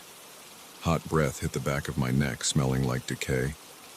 Slowly, I turned around. It filled the hallway from floor to ceiling now, somehow even larger than before. That grotesque mouth smiled, showing rows of teeth that went all the way down its throat. One massive hand reached for me. I dove to the side, rolling across the living room floor. My shoulder hit the coffee table, sending magazines scattering. The creature followed, its head brushing against the ceiling, leaving wet marks on the white paint. I scrambled to my feet and ran for the kitchen. My phone was still there on the counter, charging. I grabbed it, fingers trembling as I tried to dial 911. The screen was black. Dead. Impossible. It had been charging for hours. A shadow fell over me. I turned to see the creature filling the kitchen doorway, its body contorted to fit through the opening. Those hands reached for me again, fingers spreading wide enough to wrap around my entire torso. I grabbed the first weapon I could find, a knife from the dish rack. The blade was still wet from washing. I slashed at the nearest hand. The knife cut deep into the gray flesh, but instead of blood, black water poured from the wound. It splashed onto the floor, hissing and steaming where it touched. The creature made a sound then, a high-pitched keening that made my teeth vibrate and my ears pop. The wounded hand withdrew, but the other one shot out faster than I could react. Fingers like steel cables wrapped around my chest, squeezing the air from my lungs. The creature lifted me off the ground effortlessly. It pulled me closer to that terrible face. The mouth opened wider and wider, jaw unhinging like a snake's. The stench of death rolled over me in waves. Row after row of teeth gleamed in the dim light from the window. In desperate panic, I stabbed the knife into its wrist. More black water gushed out, running down my arm. Where it touched my skin, it burned like acid. I screamed in pain. The creature's grip loosened for just a second. I twisted free, landing hard on the kitchen floor. Black water was everywhere now, eating holes in the linoleum. Steam filled the air, carrying that rotting smell. I ran for the bathroom, the only room left with a door I could close. Behind me, the creature's keening grew louder, making the windows rattle in their frames. I slammed the bathroom door and turned the lock, knowing it wouldn't hold for long. The bathroom window was small, but I might be able to squeeze through. I climbed onto the toilet and reached for the latch. The door exploded inward, showering me with splinters. A hand bigger than my entire head reached through the doorway. I lost my balance and fell, cracking my head against the sink. Everything went fuzzy. I lay on the bathroom floor, blood trickling down my face, looking up at the creature as it squeezed its massive body through the doorway. Its mouth opened once more, but this time something else emerged from its throat. A long black tongue that writhed like a living thing. The tongue touched my leg. Instant, searing pain shot through my body. I tried to scream, but no sound came out. My vision started to go dark around the edges. The last thing I saw was that massive mouth descending toward my face, rows of teeth stretching into infinity. Then, everything went black. I woke up in my bed. Sunlight streamed through the windows. For a moment, I thought it had all been a nightmare. Then I saw the holes eaten into my carpet by the black water, the splintered remains of my bathroom door. The handprint, pressed deep into the metal of my front door, now visible from the inside too. That was 3 days ago. I haven't slept since then. Every night at exactly 4:47 a.m., I hear those wet footsteps in my kitchen. Every night they get closer to my bedroom. I've tried staying at hotels, sleeping in my car, even just driving all night. But no matter where I am, when that time comes, I hear those footsteps. Last night I found another handprint, this one pressed into the hood of my car. Tonight will be the 4th night. I don't think I'll survive to see a 5th. The sun is setting now. In a few hours it'll be 4:47 a.m. again. I can already hear water dripping somewhere in my apartment. The sound is getting louder.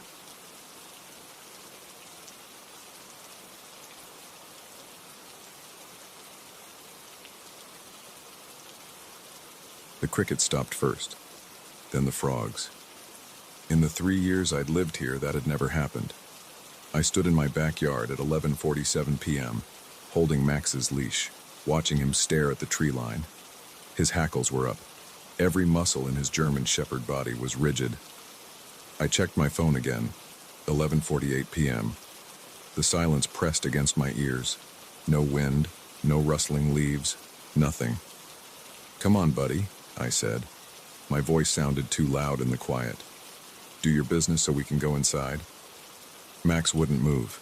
His ears were forward, his tail straight out behind him. I'd seen him react to deer, coyotes, and the neighbor's cat, but this was different. He didn't make a sound. No growling, no barking, just staring. I swept my phone's flashlight across the trees. The beam caught the white bark of the birches, the dark trunks of the oaks. Nothing moved. But something felt wrong. The darkness between the trees seemed deeper than usual. Max's leash went taut as he took 3 slow steps backward, pressing against my legs. I felt his trembling through my jeans. The rational part of my brain said to go inside, that it was just some animal in the woods. But my hand was sweating on the leash, and my heart hammered against my ribs. I took another look at the tree line. The flashlight beam seemed weaker now, like the darkness was eating it. That's when I saw the first movement, a slight shifting of shadows between 2 oak trees. I blinked hard, trying to focus. The darkness rippled again, like black water. Max, inside, now.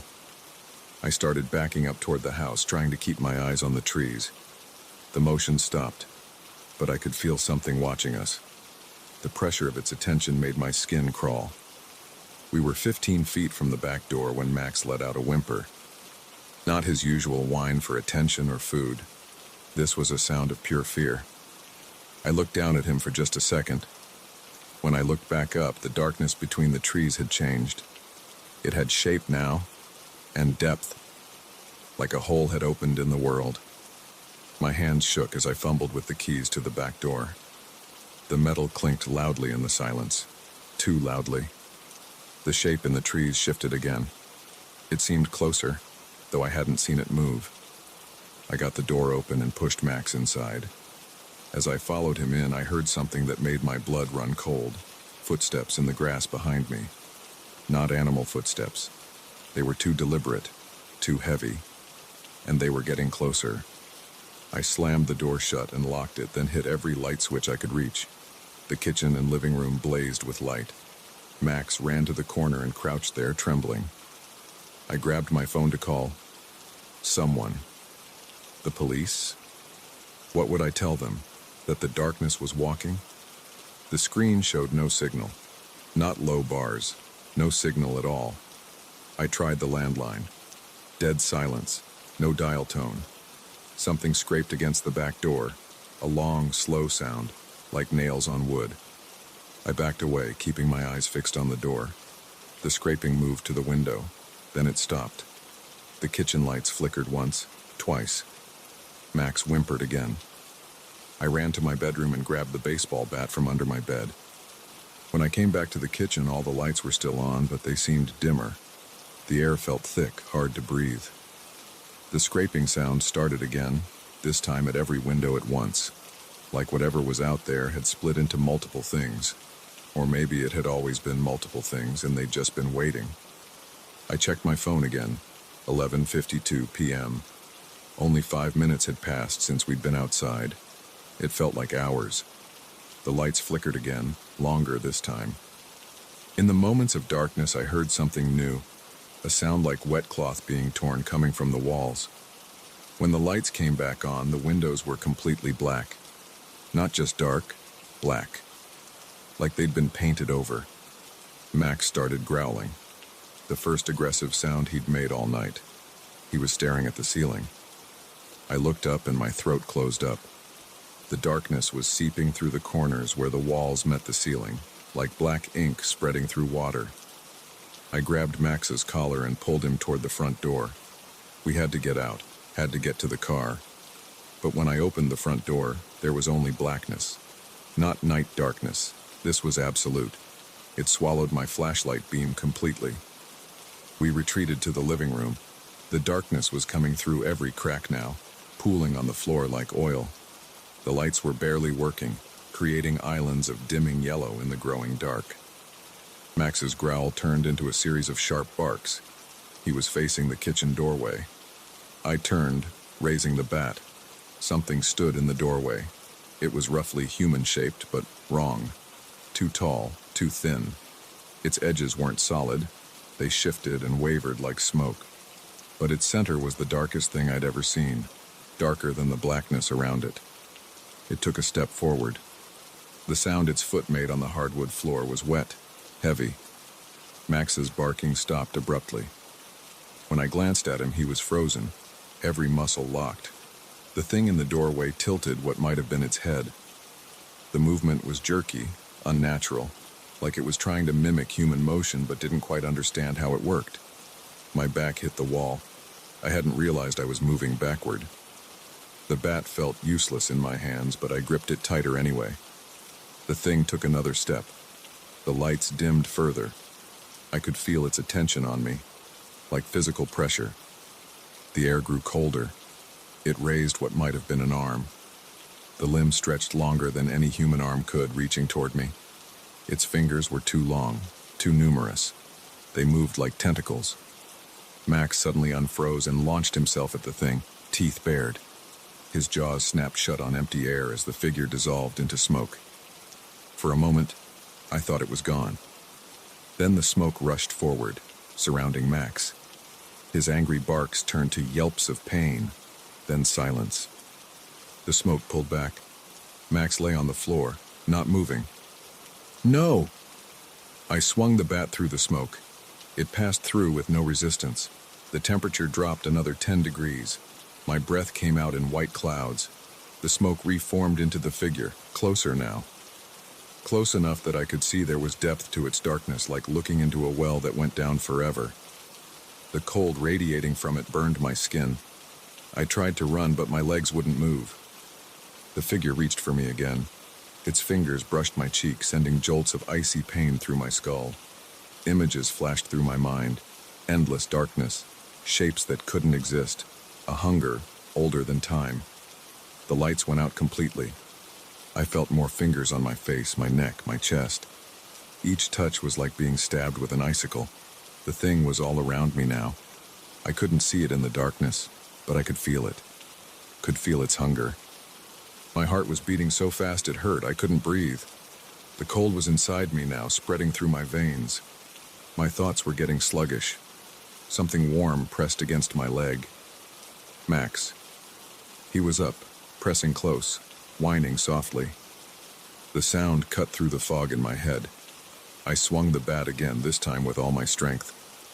It hit something solid. The figure screeched, a sound like metal tearing, like mines breaking. The cold loosened its grip. I ran. I couldn't see anything, but I knew my house. 3 steps to the front door. I slammed into it shoulder first, felt it give way. Max was right behind me. We burst out into the night. Real night, with stars and a quarter moon. The crickets were singing. Frogs croaked in the distance. I ran to my car, Max right beside me. My hands shook so badly I dropped the keys twice before getting the door open. We got in. I started the engine and backed out of the driveway so fast I hit the mailbox.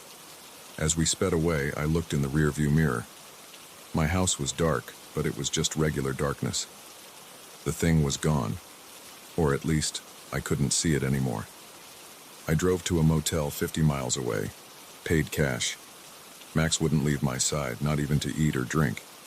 We sat on the bed, both of us trembling, until sunrise. I called in sick to work. Spent the day making arrangements. By noon, I had a real estate agent lined up to sell the house. By evening, I had a small apartment in the city rented month-to-month lease. I never went back to the house. Hired people to pack up my things. Told the real estate agent to sell it as is. She probably thought I was crazy, taking such a loss on the property. Let her think that.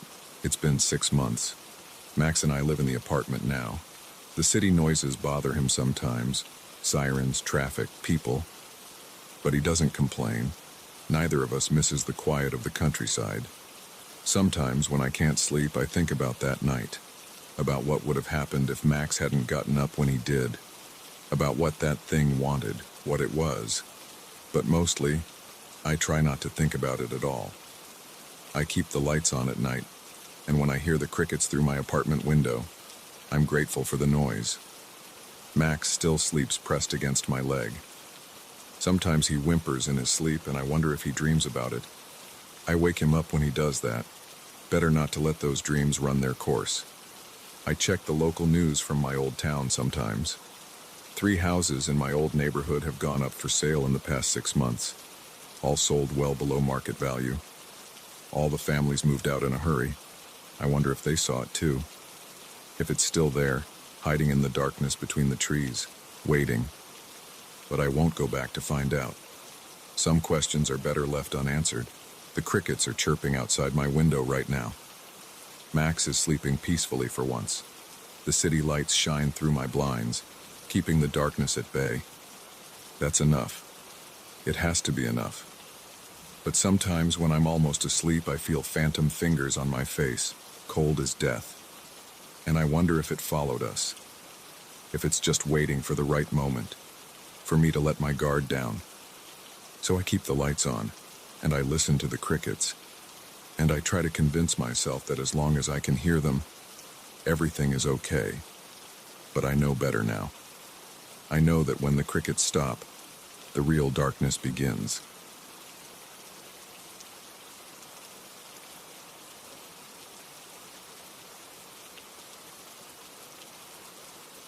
The first time I saw someone running between the gravestones at Foster Hill Cemetery, I told myself it had to be another delivery driver taking a shortcut. Nobody else would be crazy enough to cut through there at 11:30 p.m. on a Tuesday. But delivery drivers don't move that fast, and they definitely don't leave those kinds of footprints. I've been doing late-night deliveries for 3 years now. The pay is decent, especially with tips, and the roads are empty. Tuesday night started like any other shift. I had a stack of orders from that new Thai place downtown, mostly going to the college students cramming for finals. The GPS kept trying to route me around Foster Hill Cemetery, adding an extra 10 minutes to each trip. After the third delivery, I decided to save some time and cut through the cemetery grounds. Other drivers did it all the time. The cemetery gates were always open, some historical preservation rule from back when it was first built in 1843. The narrow access road wound between sections of tilting headstones and crumbling monuments. My headlights swept across names weathered almost to nothing. The shadows of iron crosses and stone angels stretched out across browning grass. I kept my speed down to avoid bottoming out on the bumpy road. The suspension in my Honda Civic wasn't great even when it was new, and that was 140,000 miles ago. The Thai food in my passenger seat filled the car with the smell of pad Thai and green curry. My stomach growled. Maybe I'd treat myself to some leftover tom yum soup if any orders got canceled. About halfway through the cemetery, movement caught my eye. At first, I thought it was just shadows from my headlights playing across the gravestones. Then I saw it clearly. A figure sprinting between the rows of headstones, moving way faster than any normal person could run. They crossed about 50 feet of open ground in the time it took me to blink. I hit the brakes. My takeout order slid forward and thumped against the dashboard. I squinted through the windshield, trying to spot the runner again. Nothing moved except branches swaying in the wind. Just tired, I muttered. Brain playing tricks. I'd been doing doubles all week to cover for another driver who was out sick. Lack of sleep could make you see all kinds of weird stuff. I started driving again, a little faster now. The sooner I got through this place, the better. I kept my eyes locked straight ahead on the road. Don't look at the graves, don't look for movement in the shadows. Just drive. Something flashed past in my peripheral vision, this time on the passenger side. Fast. Too fast.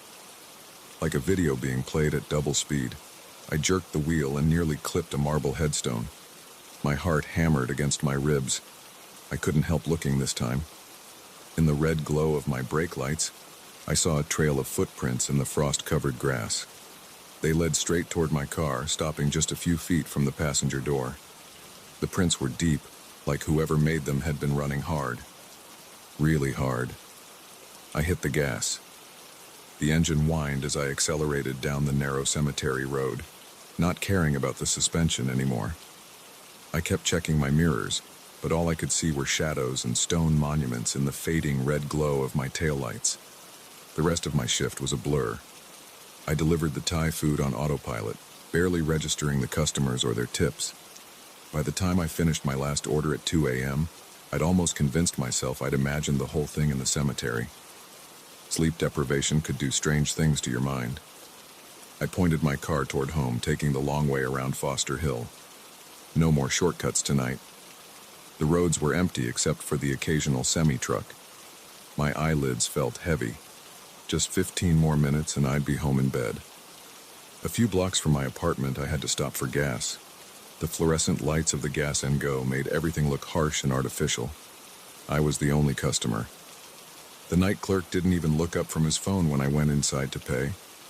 Back at my car, I noticed something that made my whole body go cold. There were muddy footprints on the passenger side of my Honda. They started a few inches from the door and continued along the side of the car, as if someone had been running alongside me. The mud was reddish-brown, the same color as the soil in Foster Hill Cemetery. I walked around the car in a daze, following the prints. They went all the way to the back bumper, then they just stopped, like whoever made them had vanished into thin air. My hands shook as I opened the driver's door. The inside of the car smelled different. Under the lingering scent of Thai food, there was something else. Something musty and organic, like old leaves and wet earth. I drove home doing exactly the speed limit, hands clenched on the steering wheel. Every red light felt like it lasted an hour. I kept checking my mirrors, but the streets behind me were empty. When I finally parked outside my apartment building, I ran inside without looking back. Sleep didn't come easily that night. Every time I started to drift off, I'd jerk awake, thinking I heard footsteps running past my second-floor window. Around 4 a.m., I finally fell into an uneasy sleep. The next morning, everything felt distant and unreal, like a bad dream. The muddy footprints were still there on my car, but they looked less sinister in the daylight. I told myself there had to be a rational explanation. Maybe some kid had played a prank while I was delivering food. Maybe another driver had splashed mud on my car. Maybe. My phone buzzed. Text from my supervisor. Driver shortage tonight. Need you to cover the late shift again. Time and a half. I stared at the message for a long time. The smart thing would be to say no. Take a night off, get some real sleep. But my rent was due next week, and time and a half was time and a half. Okay, I texted back. I'll do it. The sun was setting when I pulled into the Thai restaurant's parking lot to start my shift. I had a new rule. No cutting through Foster Hill Cemetery, no matter how much time it would save. I'd take the long way around, stick to well-lit streets. The first few hours of my shift were normal. Students ordering pad thai. Families getting spring rolls and curry. The usual Tuesday night crowd. I kept to main roads even when my GPS tried to route me through the cemetery. The detour added time to each delivery, but it was worth it for peace of mind. Around 10:30 p.m., I got an order going to an address right on the other side of Foster Hill. Even taking the long way around would add 20 minutes to the delivery time. The customer had already called twice asking where their food was. I sat in my car staring at the GPS. The cemetery route would take 7 minutes. The safe route would take 27. The customer was already angry. My rating would take a hit. Too many low ratings and I'd lose my spot in the priority queue for orders. This is stupid, I said out loud. It's just a cemetery. Nothing happened last night. You were tired and seeing things. Before I could talk myself out of it, I turned onto the road leading to Foster Hill's gates. The entrance looked different tonight. Darker. The iron gates cast long shadows in my headlights. As I drove through them, I felt a pressure change in my ears, like when you drive up a steep hill. I kept my eyes straight ahead, focusing on the access road. Don't look at the graves, don't look for movement, just drive. Get through as fast as possible. Halfway through the cemetery, my phone lost signal. The GPS screen went black. Great, just great. I knew the route well enough to finish the delivery, but being cut off from communication made me nervous. The access road curved around a large marble mausoleum. As I turned the corner, my headlights swept across something that made me slam on the brakes. Footprints. Dozens of them, maybe hundreds, crisscrossing the road ahead of me. They were pressed deep into the dirt like they'd been made by someone running at incredible speed. And they were fresh. I put the car in reverse. To hell with the delivery time. To hell with my rating. I wasn't staying here another second. The engine revved, but the car didn't move. The wheels spun in place, kicking up gravel. I looked in my rearview mirror and felt my stomach drop.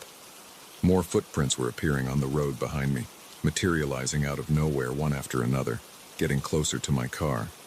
I tried to scream, but no sound came out. The footprints reached my back bumper. Then they started appearing along the driver's side of the car, heading toward the front. Something moved in my peripheral vision. I turned my head slowly, fighting against every instinct that told me not to look. A face pressed against my driver's side window.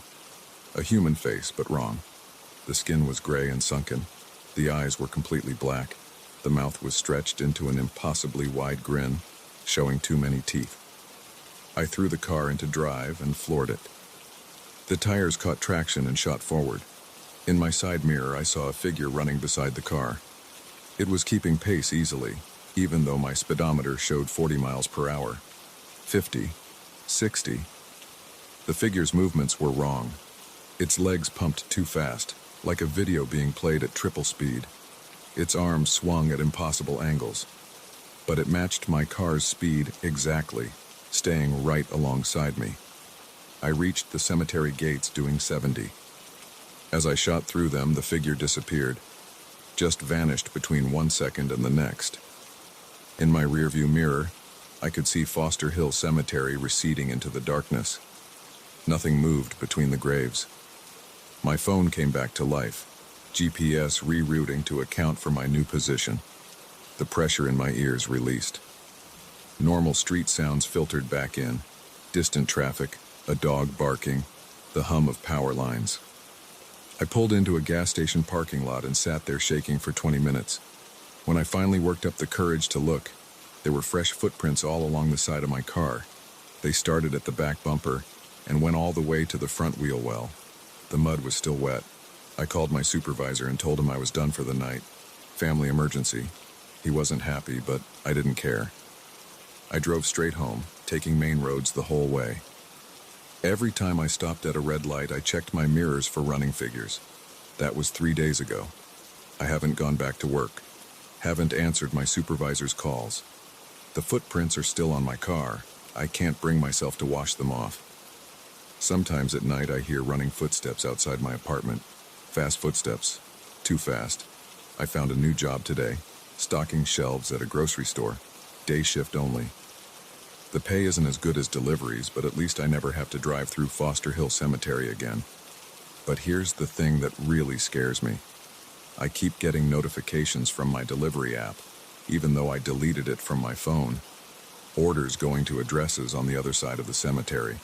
The suggested route always cuts straight through Foster Hill. And sometimes, late at night, I see my car's headlights turn on by themselves. I think something followed me home from that cemetery. Something that runs too fast and grins too wide. Something that wants me to go back. I'm writing this all down because I need someone to know what happened. Maybe someone else has seen it too. Maybe someone knows what it is or how to make it go away. All I know is that I'm not making any more deliveries through Foster Hill Cemetery. And if you're a driver in this area, neither should you. Take the long way around. The extra time is worth it. Because whatever is running between those graves, it isn't human. And once it notices you, it doesn't forget. I hear footsteps outside my window now. Running footsteps. I'm on the second floor. They're getting closer.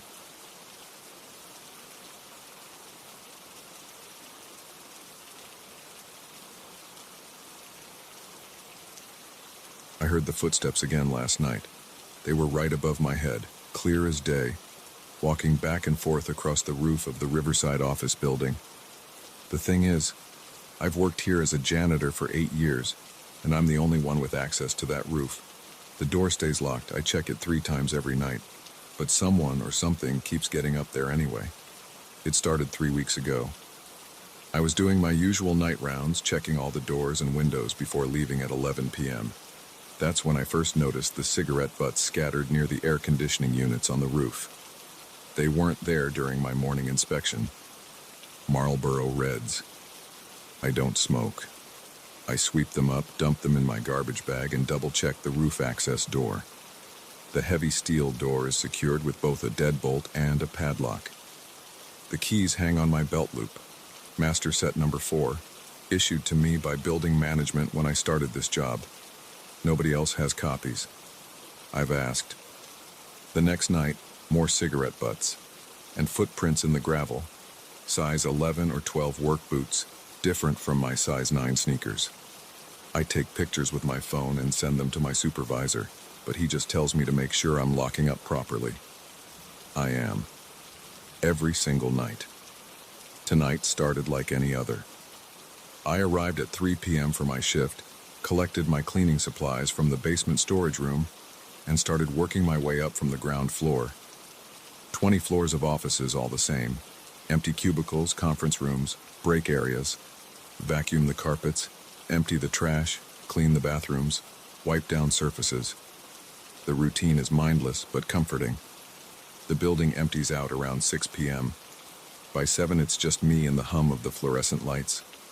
I like the quiet. Usually. At 9:47 p.m. I'm mopping the 19th floor when I hear it. Thud, thud, thud above my head. The footsteps are slow and deliberate, moving from the south side of the building toward the north. My hands tighten around the mop handle. The steps stop directly overhead. I stand perfectly still, barely breathing. 1 minute passes. 2. Then the footsteps start again, faster this time, pacing back and forth. My heart pounds against my ribs. Sweat runs down my back, soaking through my uniform shirt. I should go up there. That's what I keep telling myself. Just take the stairs to the 20th floor, unlock the roof access door, and confront whoever it is. But my legs won't move. The footsteps continue for another 5 minutes, then stop. Silence fills the building again, broken only by the drip of my mop in the bucket and my own shaky breathing. I force myself to finish mopping the floor. My hands tremble as I wring out the mop head one final time. It's 10:15 p.m. when I finally take the service elevator to the 20th floor. The hallway is dark except for the red exit signs at each end. I flip on my flashlight and walk to the roof access door. The deadbolt is still engaged. The padlock is secure. I press my ear against the cold metal and listen. Nothing. I unlock both locks and push the door open slowly. Cool night air hits my face. The gravel crunches under my feet as I step onto the roof. My flashlight beam sweeps across the empty expanse. Air conditioning units cast long shadows. The city lights spread out below, a grid of yellow and white. No one is here. But there, next to the north edge, 3 fresh cigarette butts. Marlboro Reds. Still warm. I bag them as evidence, even though I know my supervisor won't care. As I'm straightening up, something catches my eye. A scuff mark on the ledge, like someone sat there dangling their legs over the edge. My stomach churns. I back away from the ledge and hurry to the door. Double-check the locks. Triple-check them. I practically run through my final tasks, wanting to get out of here as fast as possible. But I can't stop thinking about those footsteps, about the cigarettes, about that scuff mark 20 stories above the street. The next day, I arrive early. I need to check something. I head straight to the basement and pull out the building blueprints. They're old and yellowed, but still legible. I spread them across my break room table and start studying the roof access points. There's the main door I always use. A second door that was permanently sealed during renovations in 2012. And I squint at the faded text. An old maintenance hatch on the northwest corner that's not even visible anymore, supposedly covered by the new HVAC system. I spend my lunch break on the roof, investigating the area around the largest AC unit. Sure enough, there's a slight gap between the unit's base and the roof surface. If someone was determined enough, they might be able to squeeze through. But that's crazy. Who would go to that much trouble just to smoke cigarettes on a roof? I decide to set up a trap. Nothing dangerous, just some fishing line strung across the gap tied to an empty can. If anyone crawls through, they'll knock it over. I'll hear it from the floor below. A week passes. No footsteps, no cigarettes. The can stays upright. I start to relax. Maybe they found another spot to smoke. Maybe I imagined the whole thing. Then last night happened. I was cleaning the 20th floor bathrooms when the can clattered across the roof. My heart nearly stopped. I grabbed my flashlight and ran to the stairs, taking them 2 at a time. The roof access door was still locked. My hands shook so badly I could barely get the key in. When I finally pushed it open, the beam of my flashlight caught a figure crouching by the AC unit. They turned just for a second and I saw their face. or where their face should have been. There was just darkness, a void where features should be. Then they slipped into the gap and disappeared. I ran back inside, slammed the door, and called the police. They arrived 20 minutes later and found nothing. No cigarettes this time. No footprints. Just my fishing line scattered across the gravel, and the empty can rolled against the ledge. They told me to call building security next time. Building security told me to call my supervisor. My supervisor told me to take a few days off. But I can't. I need this job. And more than that, I need to know what's happening up there. So here I am, sitting in my break room at 3 a.m., writing this all down while I wait. I brought my camera tonight, set up a motion sensor by the AC unit, hid a voice recorder under some gravel. The footsteps started again 10 minutes ago. They're different this time. Lighter, almost playful. Like whoever, whatever, is up there knows I'm listening. I should go check. The door is only 50 feet away. I have my flashlight, my phone, my camera. Evidence, that's all I need. Proof that I'm not crazy, but I can't move. My legs are lead. My throat is dry. The footsteps are getting closer to the door now. Slower, deliberate. Something scrapes against the metal. Once, twice.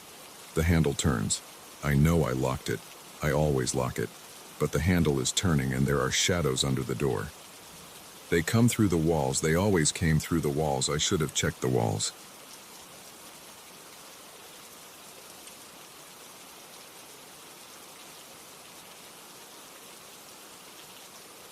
The banging on my motel room door jolted me awake at 3:17 a.m. My head pounded, and the cheap digital clock's red numbers burned into my eyes. 3 loud knocks came again. "Hey man, open up. It's Dave from last night." I sat up in the lumpy bed, my t-shirt damp with sweat. The voice wasn't familiar. I hadn't talked to anyone named Dave last night. I hadn't talked to anyone at all. "Come on, you said I could crash here. We had a deal." My throat went dry. The fluorescent light from the parking lot leaked through gaps in the thin curtains, casting strips of sickly light across the stained carpet. Another series of knocks, more insistent this way. "I know you're in there. Don't act like you don't remember." I stood up, my bare feet hitting the cold floor. The room spun slightly. My mouth tasted like stale coffee and cigarettes, though I didn't smoke. The last thing I remembered was driving into this roadside motel around 8 p.m., checking in, and falling into bed after 12 hours on the road. Nothing else. The door rattled in its frame as the man outside hit it again. I stepped closer, trying to see through the peephole, but it was blocked or painted over. "Look," the voice said, lower now. "I've got the front desk security footage right here on my phone. Shows you letting me in at midnight. We talked for over an hour." "You really don't remember?" My stomach clenched. That wasn't possible. I grabbed my phone from the nightstand, 3:19 a.m. No missed calls or messages. My wallet and keys sat next to it, untouched. Everything looked normal, but my head felt wrong, clouded. "I'm showing the manager if you don't open up. You promised me a place to sleep." I pressed my ear to the door. The man's breathing was heavy, ragged. The hallway's ice machine hummed in the background. "Fine," I said, my voice cracking. "Show me the footage first. Hold your phone up to the peephole." A few seconds passed. Then, "Can't. Peephole's busted. Come to the front desk with me, we'll watch it there." "No, slide your phone under the door." "That's a $1,000 phone, man. I'm not sliding it under any doors. You know exactly who I am. We spent over an hour talking about my situation last night. You said you understood, said you'd help me out." My hands shook as I double-checked the door's security chain and deadbolt. Both were locked. The man outside shifted his weight, making the thin floor creak. "I'm calling the police," I said. "Go ahead. I've got proof you invited me in. You're the one going back on your word."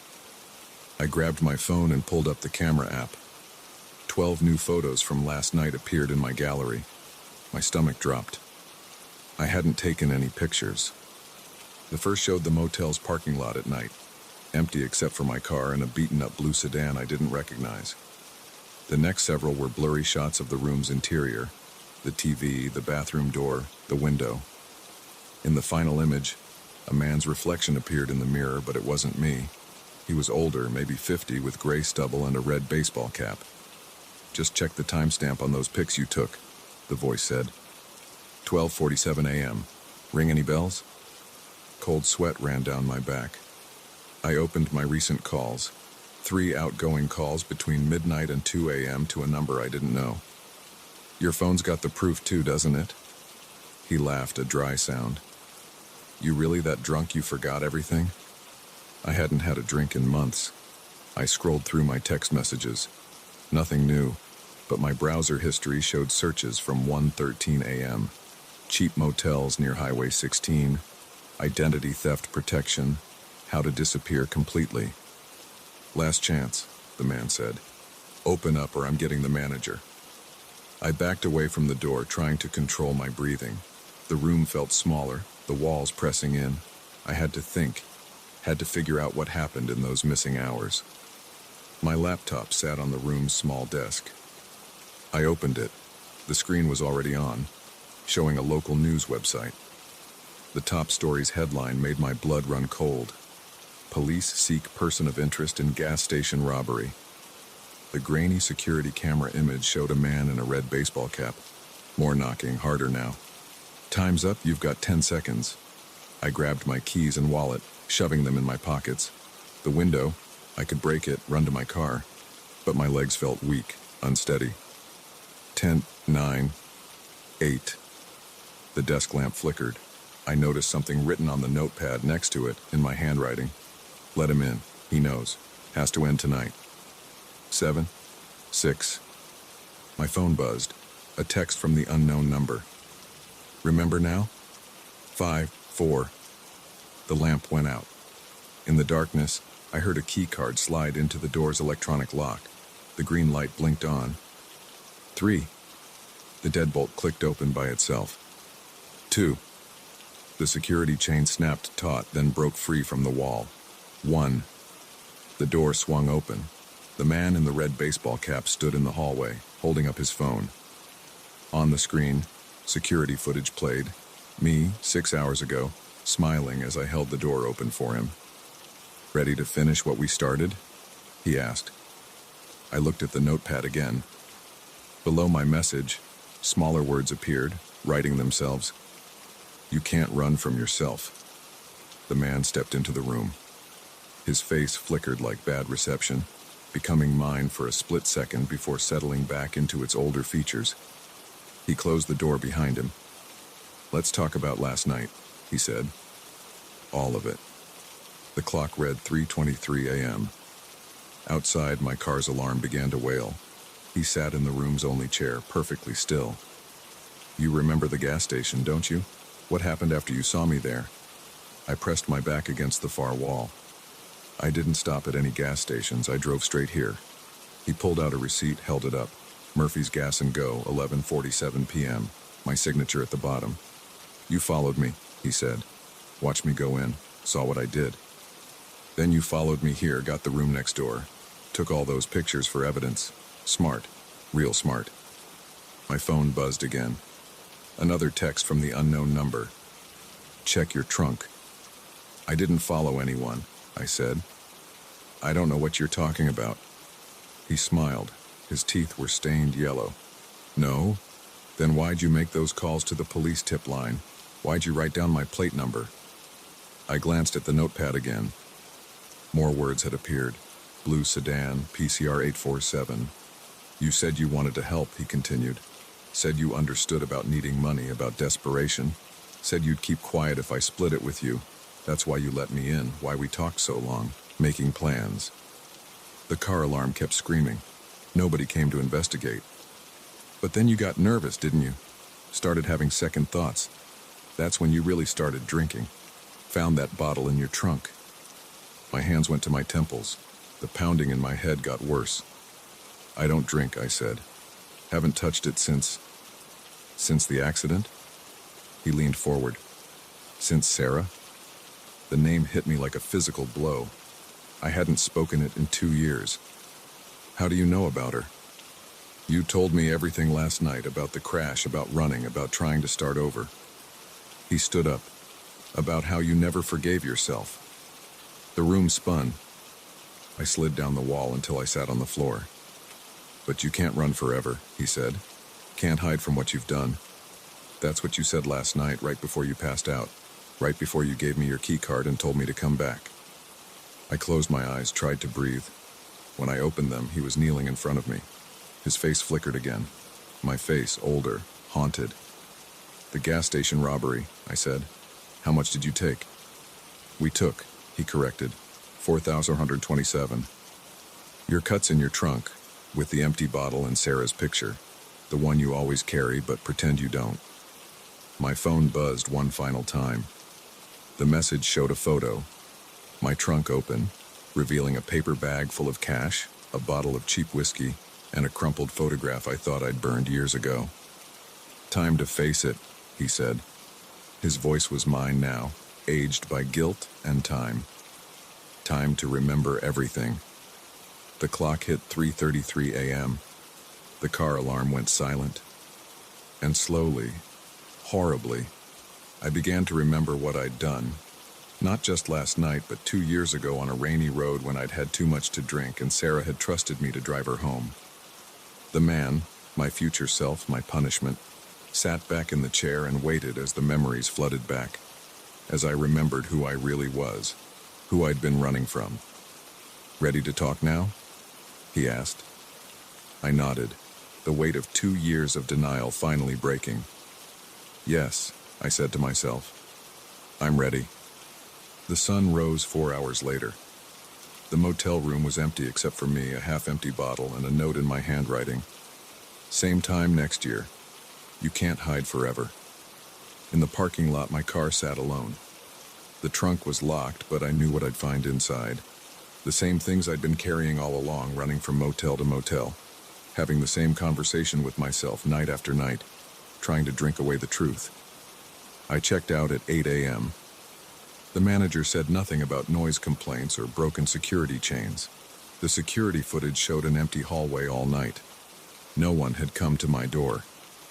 But as I drove away, I checked my rearview mirror. A blue sedan followed at a distance, its driver wearing a red baseball cap, following me to the next motel, the next confrontation, until I finally stopped running. I checked my phone one last time. A new message waited. See you tonight. I didn't need to save the number. I already knew it by heart, my own.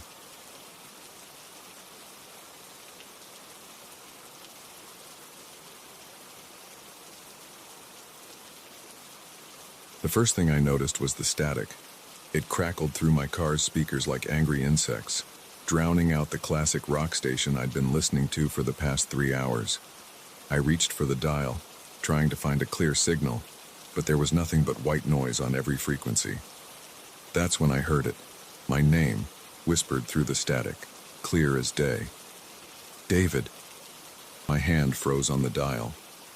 The voice was soft, almost gentle, but something about it made the hair on the back of my neck stand up. I glanced at the clock on my dashboard. 2:37 a.m. The headlights cut through the darkness ahead, illuminating an empty stretch of Arizona highway. No other cars in sight, just desert and cacti on both sides, their shadows twisted in the moonlight. I hadn't seen another vehicle for at least 40 minutes. The last sign of civilization had been a rundown gas station where I'd stopped to fill up and grab some coffee. The old man behind the counter had given me an odd look when I'd mentioned I was heading east on Route 60. The static continued, but the voice didn't return. I tried adjusting the antenna, but nothing changed. My throat felt dry. I reached for my coffee cup, but it was empty.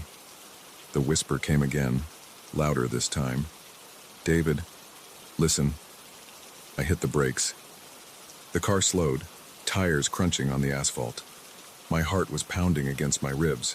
I needed to check my phone, maybe call someone. Just hearing another human voice would help clear my head.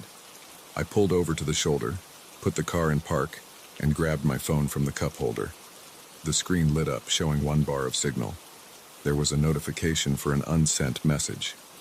My stomach dropped when I saw the sender. It was my own number. With trembling fingers, I opened the message. Don't stop. The timestamp showed it was from 1 minute ago. but I hadn't touched my phone in hours. I stared at the screen, my breath coming in short gasps. The radio static suddenly grew louder, and through it I heard that whisper again. "David, behind you." Every muscle in my body tensed. My eyes darted to the rearview mirror. At first I saw nothing but darkness. Then a pair of headlights appeared in the distance, approaching fast. I threw the car into drive and pressed the gas pedal. The engine roared as I pulled back onto the highway. The headlights in my mirror grew larger. They were getting closer. My phone buzzed again. Another message from my number. Faster. The speedometer crept past 80, then 90. The headlights stayed with me. I couldn't make out what kind of vehicle it was. The lights were too bright, flooding my mirrors with white glare. The static on the radio changed pitch, becoming a high-pitched whine. Through it, I heard fragments of words, like pieces of a broken conversation. "Coming. Can't let. Find you." My hands were slick with sweat on the steering wheel. The road ahead stretched endlessly into the darkness. No exits, no turnoffs, no other cars. Just me and whatever was behind me. The phone buzzed again. "Take the next right. There isn't one on the map." I laughed, a harsh sound that surprised even me. Take a right? There was nothing but desert out there. I'd run right off the road into the cacti and rocks. The headlights behind me suddenly flared brighter, so bright I had to look away from the mirrors. The engine of the pursuing vehicle roared louder. I could feel it in my bones. Up ahead, I saw something that made my blood run cold. There was a break in the guardrail, and beyond it a dirt road I could swear hadn't been there a moment ago. It curved away into the darkness, heading north into the desert. The phone buzzed. Now. I yanked the wheel hard to the right. My car skidded, tires screaming on the asphalt. For a moment I was sure I'd lose control, but somehow I made the turn. The car bounced violently as it hit the dirt road, my teeth clicking together painfully. In my rearview mirror, I watched the mysterious headlights shoot past the turnoff, continuing down the highway. They didn't slow down or try to follow. I kept driving on the dirt road, my heart still racing. After about a mile, I slowed down and stopped. The engine ticked as it cooled. The radio was silent now. Not even static came through the speakers. My phone buzzed one last time. "Get out. Walk 100 steps north. Bring the phone." I sat there for a long moment, my hands still gripping the steering wheel. Every instinct told me to turn around, to get back to the highway and drive until I found a town, a gas station, anything. But I got out of the car. The desert night was cold. My shoes crunched on the gravel as I started walking north, counting my steps. The moon cast enough light to see by, creating sharp shadows behind every rock and cactus. At step 98, I saw it, a small wooden cross stuck in the ground, weathered and gray. A piece of paper was nailed to it, protected by a plastic sleeve. My hands shook as I took it out. It was a newspaper clipping, dated exactly 1 year in the future. The headline read, "Missing man's body found on Route 60. David Marshall, 34, victim of hit and run." Below the clipping was a handwritten note. I tried to warn myself last time. It didn't work. Maybe this time will be different. The handwriting was mine. My phone buzzed one final time. This message was different. It showed as a draft that had never been sent, dated 1 year ago. "They won't stop until they find someone. Better the cross than the morgue. Leave this for the next David. Keep driving west. Don't look back." I stood there in the desert darkness, the paper trembling in my hands, as the sound of distant engines grew louder from the highway. The headlights appeared again, searching. I ran back to my car, gravel crunching under my feet. The engine started on the first try. I turned the car around and headed west on the dirt road, away from the highway. The radio remained silent, and my phone didn't buzz again. As I drove through the night, I thought about the David who had left that message, the one who had tried to warn himself and failed, the one who had become a headline. I drove until dawn, stopping only when I reached a small town in California. I checked into a motel and slept for 12 hours straight. When I woke up, I wrote down everything that had happened, sealed it in an envelope, and mailed it to myself with instructions to open it in 11 months. That was 3 weeks ago. I haven't driven at night since then. I avoid empty highways and desert roads. Sometimes I catch myself checking my phone for messages from my own number, but there haven't been any. Not yet, anyway. The envelope I mailed to myself will arrive in 10 months. I don't know if I'll need it, but I keep thinking about that wooden cross in the desert, about the David who put it there, and the one who didn't make it. I wonder if somewhere out there, right now, another David is driving down Route 60 in the middle of the night. I wonder if he'll hear the static and his name being whispered through it. I wonder if he'll stop when he shouldn't, or keep driving when he should turn. I wonder if he'll understand the warning in time. Yesterday I bought a new car. I made sure it didn't have a radio.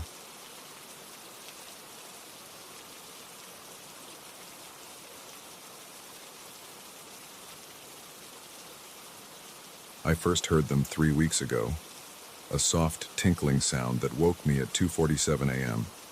I know the exact time because I checked my phone thinking someone was at the door. The sound came again, distinct metal chimes clinking together somewhere outside my bedroom window. I got up to look, expecting to see the neighbor's wind chimes moving in a night breeze. There were no wind chimes, not in my yard, not in any of the neighboring yards, and there was no wind. The air was dead still, warm and heavy for October in Connecticut. I stood at the window for 5 minutes listening. The sound had stopped. I went back to bed and lay there in the dark, telling myself I'd imagined it or heard something else. Maybe ice cubes settling in the freezer or the house creaking as it cooled. But I knew what I'd heard. Wind chimes, clear as day. The next night it happened again. 3:12 a.m. The same delicate metallic tinkling, slightly louder this time. I got up faster, went straight to the window. Nothing moving outside. No wind. No chimes visible anywhere.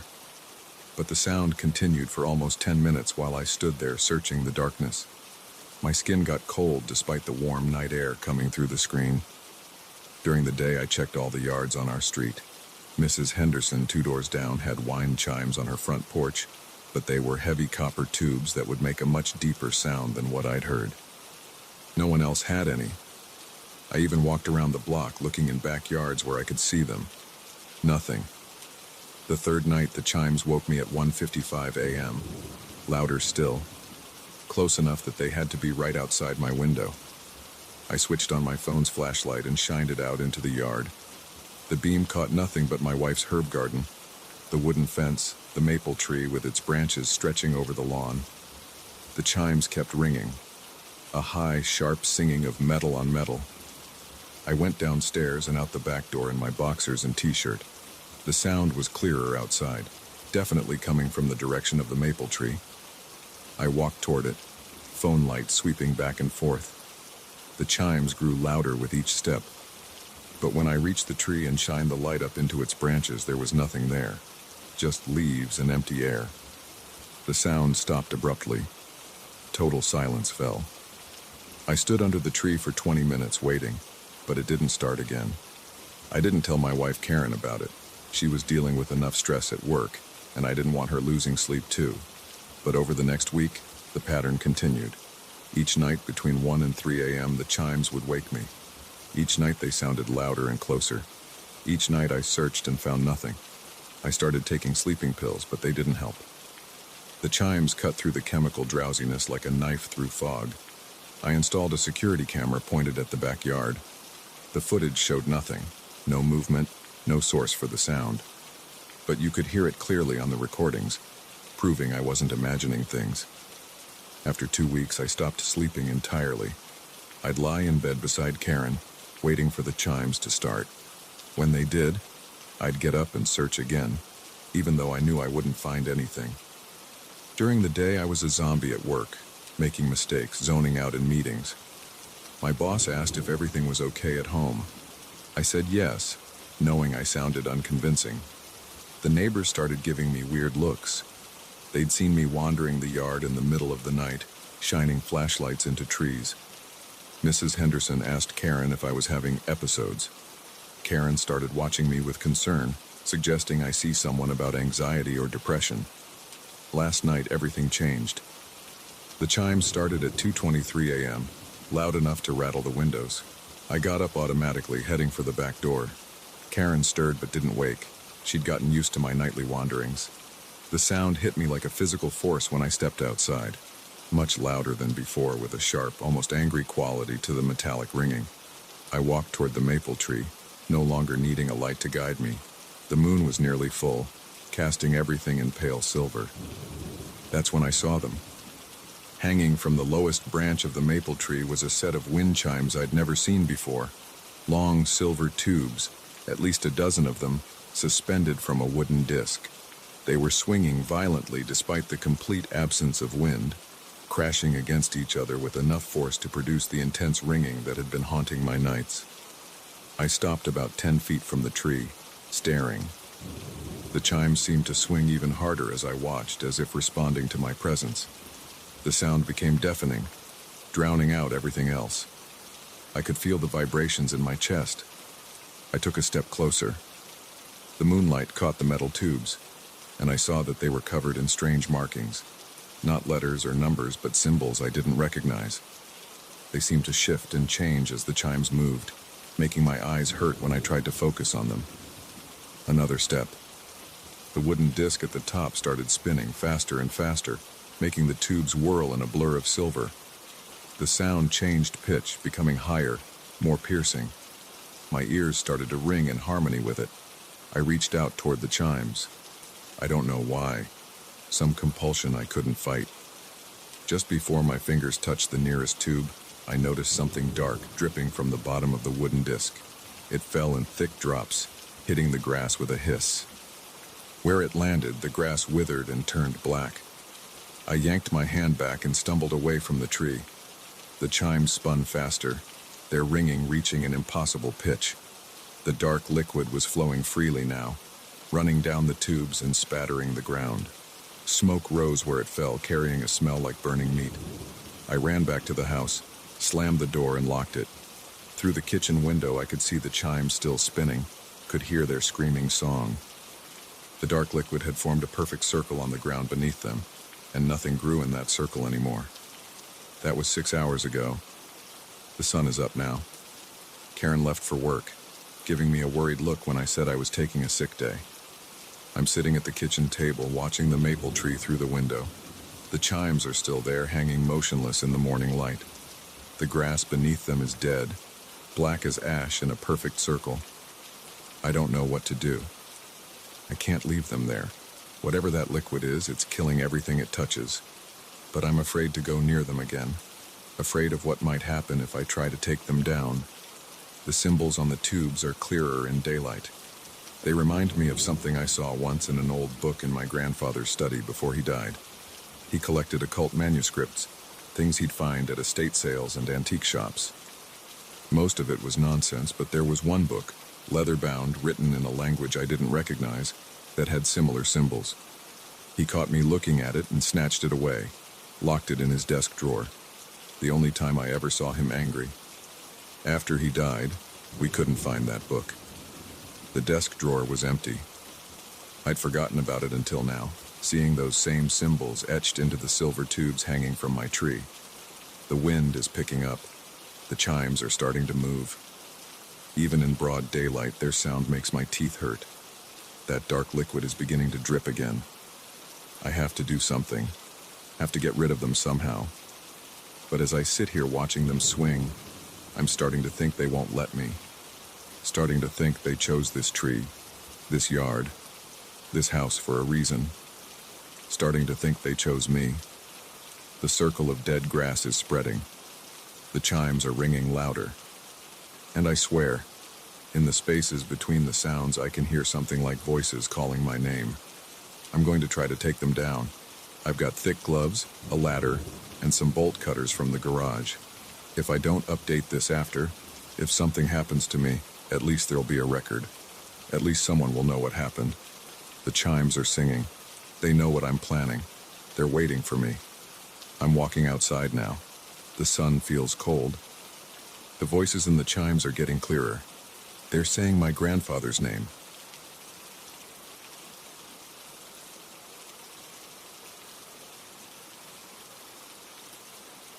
passenger seat sensor light came on at 2:47 a.m. on a Tuesday. I checked the rear view mirror, then looked right. Empty seat. But the dashboard kept insisting someone weighing exactly 143 pounds was sitting there. I drive nights for Uber and Lyft in downtown Chicago. After 8 years, you see everything. Drunk college kids, fighting couples, people having mental breakdowns. But this was different. The app showed a pickup for Marlene Davies, 1894. But when I tried to tap her profile, I got an error message. User not found. The whole thing started on Michigan Avenue, right in front of the old water tower. It was drizzling, the kind of cold October rain that soaks into your bones. I just dropped off my last passenger and was about to head home when the new ride request came in. The ping showed a 497 rating. Almost perfect. The pickup spot was right where I was parked. I waited 5 minutes, engine idling, wipers squeaking across the windshield. No one came. I was about to cancel when that sensor light blinked on. At first, I figured it was just malfunctioning. These cars take a beating, things break. I reached over and pushed down on the passenger seat. The fabric compressed like someone was actually sitting there. When I pulled my hand back, the impression remained for a few seconds before slowly rising back up. "Hello?" I said, feeling stupid talking to an empty seat. The car's temperature dropped about 10 degrees. I could see my breath fogging in front of my face. I grabbed my phone to cancel the ride, but the app wouldn't let me. Every time I hit cancel ride, it just refreshed back to the active trip screen. The navigation was already running, directing me to an address in Lincoln Park. This is where any sane person would have gotten out of the car and called it a night. But I've got alimony payments and a kid in college. I needed the fare. Plus, I'll admit, I was curious. In 8 years of driving, I'd never seen anything like this. I put the car in drive and pulled away from the curb. The seat sensor stayed on, that little icon glowing on my dash like a miniature accusation. Every few blocks I'd glance over, but there was nothing to see. Just an empty seat with an invisible 143-pound weight pressing into it. The navigation took me north on Lakeshore Drive. At 3 a.m., the road was almost empty. The lake was invisible in the darkness to my right, but I could hear the waves crashing against the breakwater. The rain had picked up, drumming on the roof. The temperature kept dropping. I cranked the heat, but it didn't help. My hands were shaking on the steering wheel, though I told myself it was just from the cold. The radio started crackling with static. When I tried to change stations, it just cycled through white noise. We turned off Lakeshore onto Fullerton. The streets were dark here, tree branches hanging low over the road. Old brownstones loomed on either side. The navigation directed me to stop in front of a 3-story Victorian that looked like it hadn't been touched since the 1890s. The house was completely dark, paint peeling, windows boarded up, dead vines crawling up the walls. A no trespassing sign hung crooked on the iron fence. According to my phone, this was the destination. "End ride?" I asked out loud. Nothing happened. The seat sensor stayed on. I pulled up the property records later. The house had been abandoned since 1894 when the original owner died in a fire. Her name was Marlene Davies. She was 27 years old. The front door of the house creaked open. No lights inside, just absolute darkness. The seat sensor finally clicked off. The temperature in the car immediately returned to normal. I sat there for a long time, engine running, wipers still going. Finally, I got up the nerve to check the back seat. Empty. But on the passenger seat where the weight had been, I found a single pearl button, old and yellowed with age. The kind they used to sew on wedding dresses in the 1890s. I drove straight home after that and called in sick the next day. Spent hours researching the house and Marlene Davies. Found an old newspaper article about the fire. They never found her body in the wreckage. The article mentioned she was last seen getting into a carriage late at night, wearing her wedding dress. She was supposed to be married the next day. That was 3 weeks ago. I'm back to driving now, but I won't go near Lincoln Park at night. Sometimes when it rains, my passenger seat sensor still flickers on and off. The pearl button sits in my glove compartment. I don't know why I kept it. Maybe as proof to myself that it really happened. Last night I got another ride request. Different name but same error message when I tried to view the profile. The pickup location was the water tower again. I canceled immediately and went offline. Some fares aren't worth the money. I keep thinking about that empty seat, the weight pressing into it. 143 pounds of something I couldn't see. I've been driving nights in Chicago for 8 years. I thought I'd seen everything. I was wrong. The next day I went to the library and found more articles about Marlene Davies. Turns out she wasn't just another fire victim. Her fiancé had been investigated for her disappearance but never charged. They found blood in his carriage but no body. The police at the time figured he killed her and used the fire to cover it up. The house on Fullerton wasn't actually her home. It belonged to her fiancé.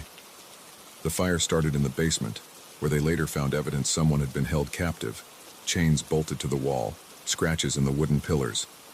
The fiancé claimed he was out of town when it happened. Perfect alibi. A week after my experience, I drove past the house again, during daylight. It was just a vacant lot. According to city records, the Victorian had been demolished in 1975. But I know what I saw that night. I've started noticing things since then. The seat sensor activates more often now, usually late at night when I'm alone. The temperature drops. The radio goes to static. But the weight is different each time. 160 pounds, 118 pounds, 175 pounds. Different pickup locations, different destination addresses. Always houses that aren't there anymore. Last night I picked up a historian from the Chicago Historical Society. During the ride, I casually asked about disappearances in the city during the 1890s. She got excited, said she was actually researching that exact topic. Turns out there were dozens of young women who vanished during that period, all last seen getting into carriages at night. None of their bodies were ever found. The passenger seat sensor just came on again. 136 pounds this time. The app shows a pickup for Catherine Miller, 1891. Outside, it's starting to rain. The temperature is dropping. My phone's navigation is already running, showing a route to an address in the old Stockyards district. I should go offline, drive home, forget about all of this. But I keep thinking about those women. Decades of searching for answers, trying to be found. Maybe that's what they're still doing, looking for someone to help them tell their stories. The seat sensor is still on. The weight shifts slightly, like someone adjusting in their seat. Through the static on the radio, I can almost make out a voice. The navigation screen is waiting. I put the car in drive. Some fares you have to take, no matter where they lead. As I pull away from the curb, I glance at the passenger seat again. Still empty. But now I notice something I missed before. Tiny water droplets appearing on the leather, like tears falling from invisible eyes. The dashboard clock reads 2:47 a.m. Behind me, the city sleeps. Ahead, the streets are dark and empty, leading somewhere I'm not sure I want to go. But I keep driving, because maybe, just maybe, these women need more than just a ride. Maybe they need someone to witness their stories, to acknowledge what happened to them, to prove they were here, that they mattered, that they haven't been forgotten. The navigation tells me to turn left, deeper into the industrial district. Buildings loom on either side, abandoned factories and warehouses from another century. The rain is falling harder now. The radio static has resolved into something that might be words, might be crying. I check the time again. 3:33 a.m. The passenger seat sensor shows the weight has changed to 139 pounds. Through the static, I hear what sounds like a woman's voice saying, "Please." The navigation shows we're almost there. Ahead, an old warehouse comes into view. According to the nav, this is the destination. But something's wrong. The building looks fresh, new, like it did in 1891. Through the rain-streaked windshield, I can see lights inside, movement in the windows. The seat sensor clicks off. The temperature returns to normal. The radio goes quiet. On the passenger seat, there's another pearl button. And something else. A small piece of paper, yellow with age. An old newspaper clipping I've never seen before. Catherine Miller, 19, missing. Last seen entering warehouse district late Tuesday night. Reward offered for information. I sit there for a long time, engine idling, wipers pushing back the rain. Finally, I reach over and pick up the button and the clipping, add them to my growing collection in the glove compartment. Evidence of things that can't be explained, proof that some stories refuse to end. The navigation has gone dark. The warehouse ahead looks abandoned again, falling apart. But now I know, somewhere in there are answers. Truth buried under decades of silence. I should drive away, go home. Forget about all of this. But I know I won't, because tomorrow night, or the next, another name will appear on my app. Another weight will press into that passenger seat. Another story waiting to be heard. For now, I put the car in reverse. Back to the streets I know, the normal world of living passengers and logical destinations. But I keep the pearl buttons, keep the newspaper clippings, keep checking the seat sensor every time it activates. Because in this city, not all passengers are visible. Not all rides end where they're supposed to. And sometimes the most important fares are the ones that don't show up in the system at all. The rain is letting up as I head home. But I know this isn't over. Somewhere out there, more women are waiting. More stories need to be told, and every night at 2:47 a.m. that passenger seat sensor might light up again. I'll keep driving, keep watching, keep collecting those pearl buttons and newspaper clippings, because maybe that's why they chose me, not just as a driver, but as a witness.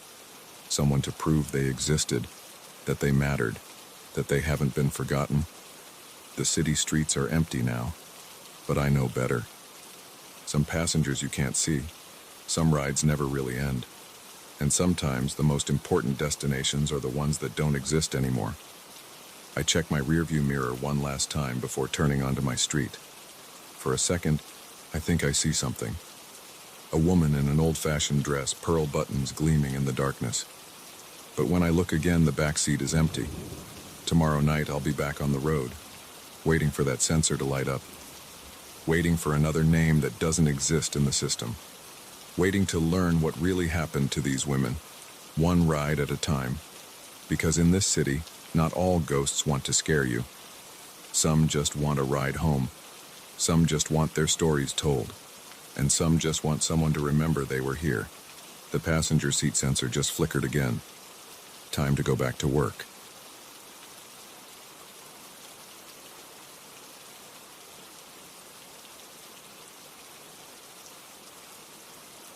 I heard voices through the pipes. At first I thought it was just water flowing or the building settling. Old structures make all kinds of noises. But these were different. Words, muffled conversations, coming from inside the walls of apartment 4B. I was there to fix a leak in the bathroom. Pretty routine job. The Riverside apartments were built in 1922, and the plumbing showed every year of its age. I'd been doing maintenance there for 8 years, long enough to know every squeaky floorboard and rusty pipe. But I'd never heard anything like this before. The tenant, Mrs. Peterson, was out for the day. She'd given me the key and asked me to lock up when I finished. I pressed my ear against the bathroom wall, following the sound. The voices were clearer now, a man and a woman talking. Their words were still too muffled to make out, but the rhythm was unmistakable. I knocked on the wall. The voices stopped immediately. "Hello?" I called out. Nothing. I pulled out my phone and checked the building plans. According to the blueprint, there should just be solid wall between 4B and 4A. But blueprints can be wrong, especially in buildings this old. I found all sorts of things that weren't in the plans. Blocked off doorways, sealed windows, even entire rooms that had been walled over during renovations. I got my tools from the truck and started removing the bathroom tiles. The grout was crumbling anyway. Might as well check for water damage while I was at it. 4 tiles in, I hit something that didn't feel right. Instead of solid plaster and lath, my hammer went through into empty space. I widened the hole, carefully removing more tiles. Behind the wall was a narrow gap, maybe 2 feet wide. The beam of my flashlight revealed cobwebs and decades of dust. And something else. Shapes in the darkness that didn't belong. I made the opening bigger until I could squeeze through. The space was tight, barely wide enough to turn around in. The air was stale and thick with dust.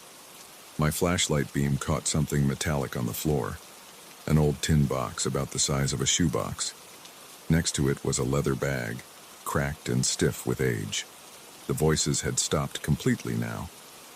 Just the sound of my own breathing and the crunch of plaster dust under my boots. I picked up the tin box first. It was surprisingly heavy. The lid was rusted shut, but I managed to pry it open with my screwdriver. Inside were stacks of paper money, old bills, the kind with the big portraits.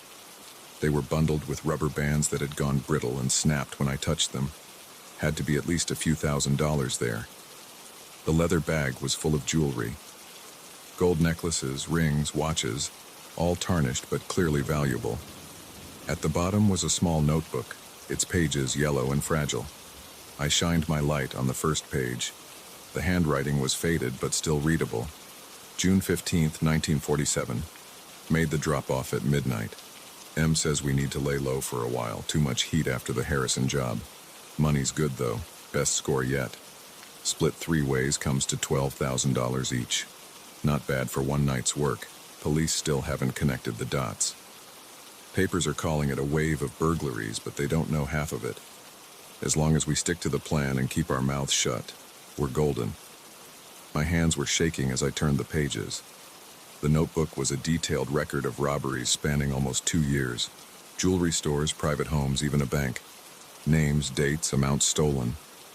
The final entry was from April 1949. Something's wrong. M hasn't checked in for 3 days. W saw cops watching his place. Thinks someone talked. Need to move the stuff now. We'll come back for it when things cool down. They never came back. The loot had been sitting in this wall for 75 years.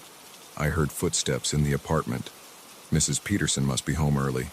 I quickly put everything back in the hiding space and replaced the tiles as best I could. Would need to come back with proper tools to do it right. "Mr. Jenkins, are you still here?" Mrs. Peterson called out. "Just finishing up." I shouted back, my voice cracking slightly. Had to open up the wall to check the pipes. Found some water damage. I'll need to come back tomorrow to properly patch it up. "Oh dear, is it serious?" "Nothing to worry about, just old pipes doing what old pipes do." I gathered my tools, trying to keep my hands steady. I'll be back first thing tomorrow with the right materials. I drove home in a daze, my mind racing. There had to be at least $50,000 worth of cash and jewelry in that wall, maybe more. By rights, it belonged to the building owner, or maybe the police. It was stolen property after all.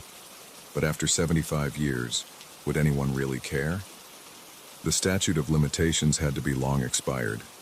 I barely slept that night. Kept thinking about those voices I'd heard. Was I imagining things? Old buildings make weird noises. But those were definitely words, definitely conversations. Maybe sound bleeding through from another apartment, but the blueprint showed solid wall.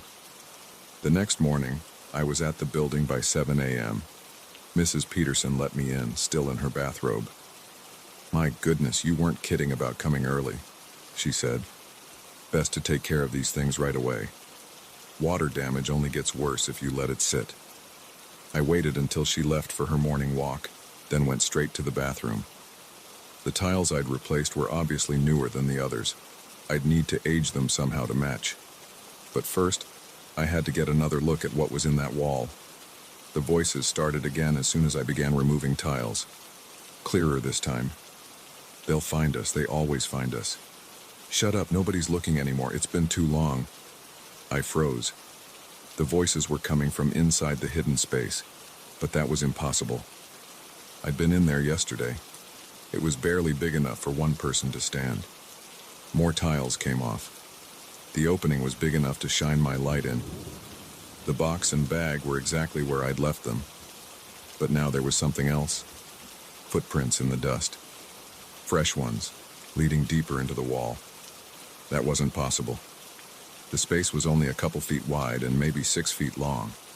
I'd seen the whole thing yesterday. There was nowhere for footprints to lead to. But there they were. And they definitely weren't mine.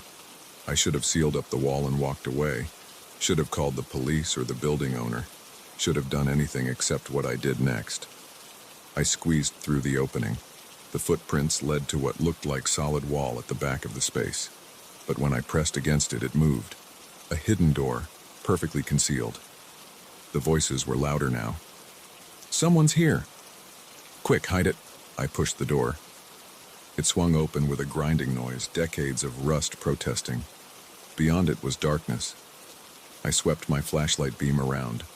The space opened up into a room about 12 feet square. The walls were bare brick, the floor concrete, and it wasn't empty. Two figures stood in the corner, a man and woman in 1940s clothing, both covered in a layer of dust.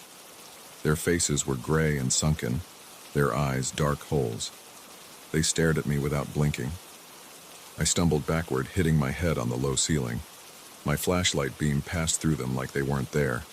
Because they weren't there. Couldn't be there. "You weren't supposed to find this place," the woman said. Her voice was like wind through dead leaves. "Nobody was supposed to find this place," the man added. "We made sure of that." I'm just here to fix the pipes," I managed to say.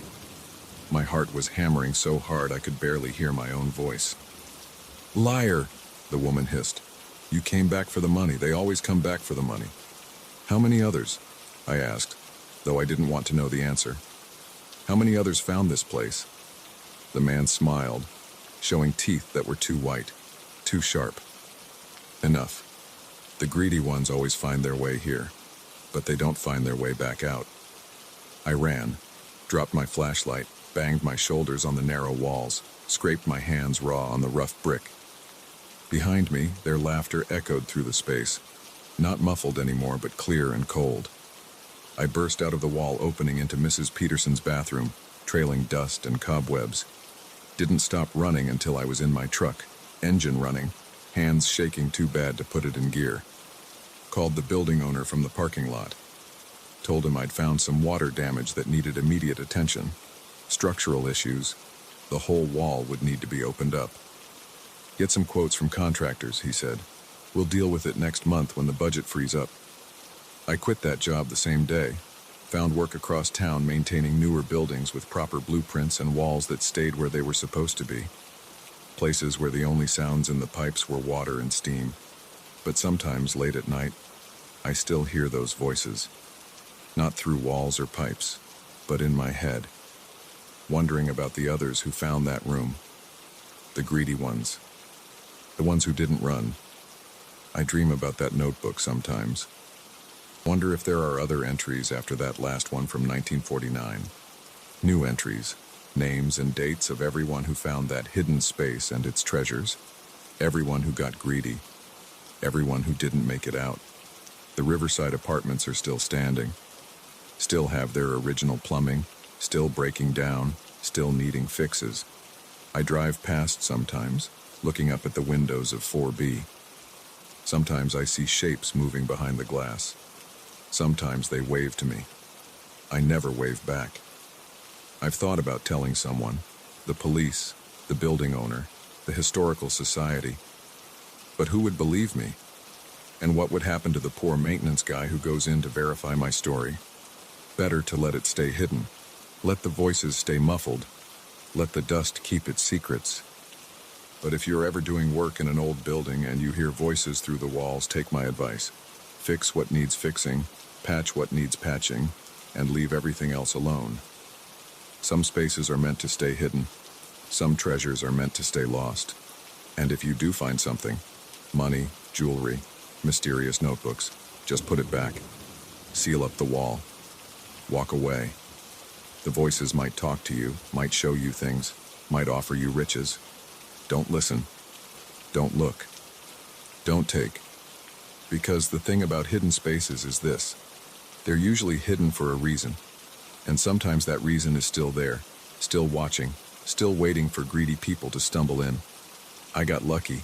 I ran. But those voices, those figures in the dark, they're patient. They've got nothing but time. And sooner or later, someone else will hear them through the walls. Someone else will get curious. Someone else will get greedy. And maybe that someone won't run quite fast enough.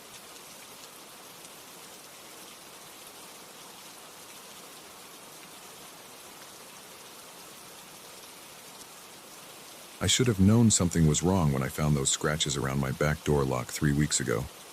Small things had been disappearing from my house for months. A watch here, some cash there. I'd blamed it on my own forgetfulness. Stupid. Really fucking stupid. It wasn't until I came home from work on a Tuesday and found my living room ransacked that reality hit me like a punch to the gut. My TV was gone. My laptop too. But what got to me most was seeing my dresser drawers pulled out and dumped on the floor. Someone's hands had been all through my personal stuff. My throat went dry and my hands started shaking as I called the cops. They came, took photos, dusted for prints. Found nothing useful. Get some cameras, the officer told me. And better locks. No shit. I spent that night at a hotel. Couldn't stand to be in my violated house. The next day I dropped $800 on a security system. 4 outdoor cameras, 2 indoor ones, motion sensors, the works. The installation guy worked fast, had it all set up by evening.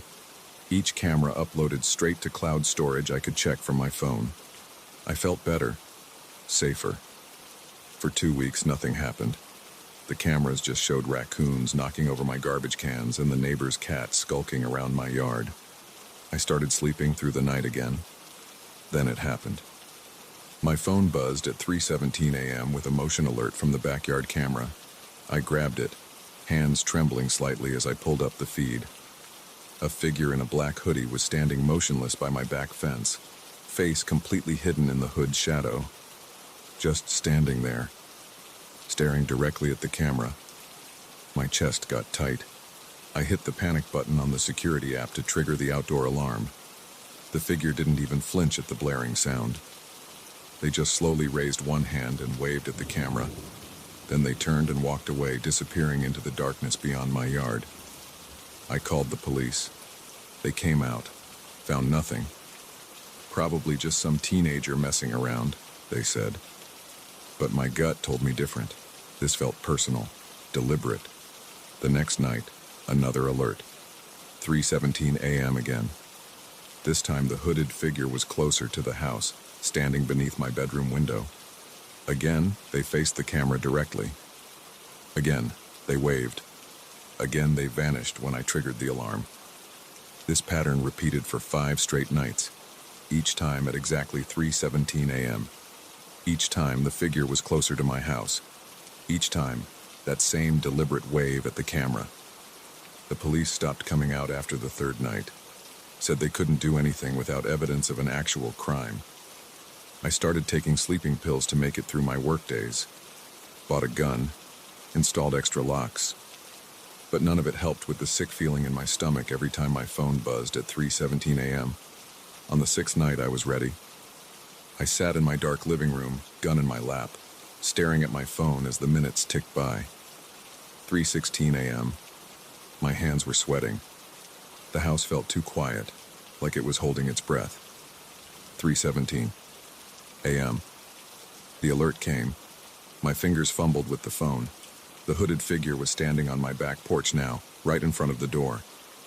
They raised their hand to wave at the camera, same as always, but this time they didn't leave.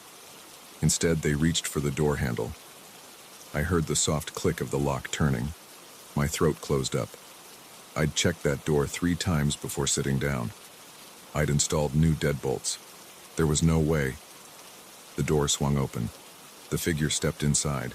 The indoor camera caught them walking straight toward it, head tilted up to stare directly into the lens. Still, the hood kept their face in perfect shadow, even with the camera's night vision. My hands shook so bad I almost dropped the gun as I stood up. "Stop right there," I tried to shout, but it came out as a croak. They turned toward my voice, stood perfectly still. Then that same slow wave. I fired. The muzzle flash lit up the room for a split second. When my vision cleared, the figure was gone. The back door stood wide open, letting in the cool night air. The police actually came out for shots fired. Found no blood, no evidence anyone had been hit. The security footage showed everything exactly as I remembered, except for one detail that made my blood run cold. In the video, the back door never opened. The figure had walked right through it like it wasn't there. I didn't sleep at all that night, or the next. I sat in my living room, alternating between staring at my phone and the back door, jumping at every little sound. The figure didn't return. After 4 days without an incident, exhaustion finally won out. I passed out on my couch around midnight. The buzz of my phone jolted me awake. 3:17 a.m. Heart pounding, I checked the feed. The hooded figure was inside my house, standing at the foot of my empty couch. I scrambled up, gun already raised, but the living room was empty. I checked every room, every closet, nothing. But when I reviewed the security footage, there they were, walking through my house, looking directly into each camera, waving. The footage showed them walking right past me multiple times as I searched the house, like I was the ghost, not them. I fled to my parents' house the next day, stayed there a week. Every night at 3:17 a.m. my phone would buzz. The footage always showed the same thing, the hooded figure moving through my empty house, waving at each camera in turn. Finally, I couldn't take it anymore. I had to know. I went back to my house, determined to confront whatever this was. I sat in my living room, waiting. At 3:16 a.m., I didn't check my phone. I just watched the back door. 3:17 a.m. My phone buzzed. The door remained closed. The room remained empty.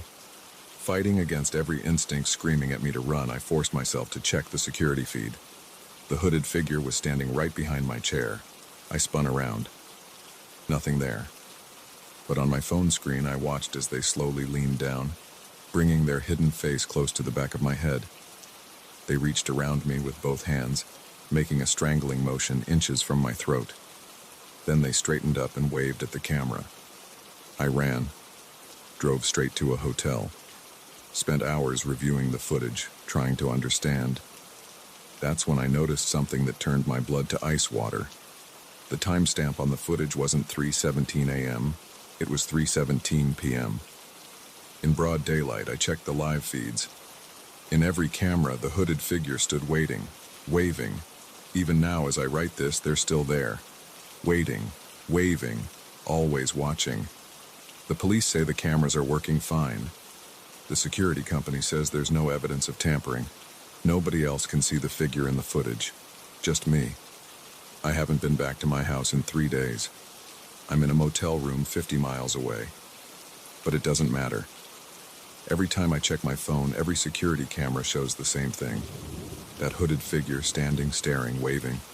Always at 3:17. My hands are shaking so bad I can barely type. I just checked the cameras again. The figure isn't in my house anymore. They're here, standing in this motel room, waving at my phone's camera. I can see them on the screen right behind me, but when I turn around, nothing. I don't know what to do. I can't keep running, can't keep watching. But I can't look away either. It's 3:16 p.m. now. Almost time for their daily visit.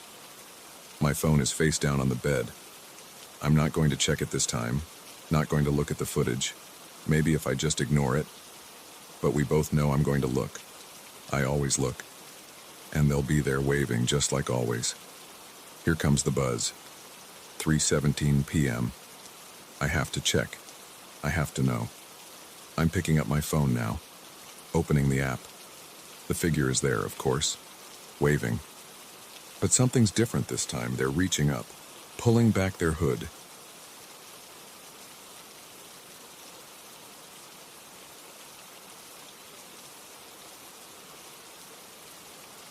The thing about driving 18-wheelers is that you're never really alone on the road, even when you are. At least that's what I used to think before that night on I-80 through Nebraska. Now I know better. Now I know there's alone, and then there's whatever happened to me out there in the dark. I've been driving trucks for 23 years.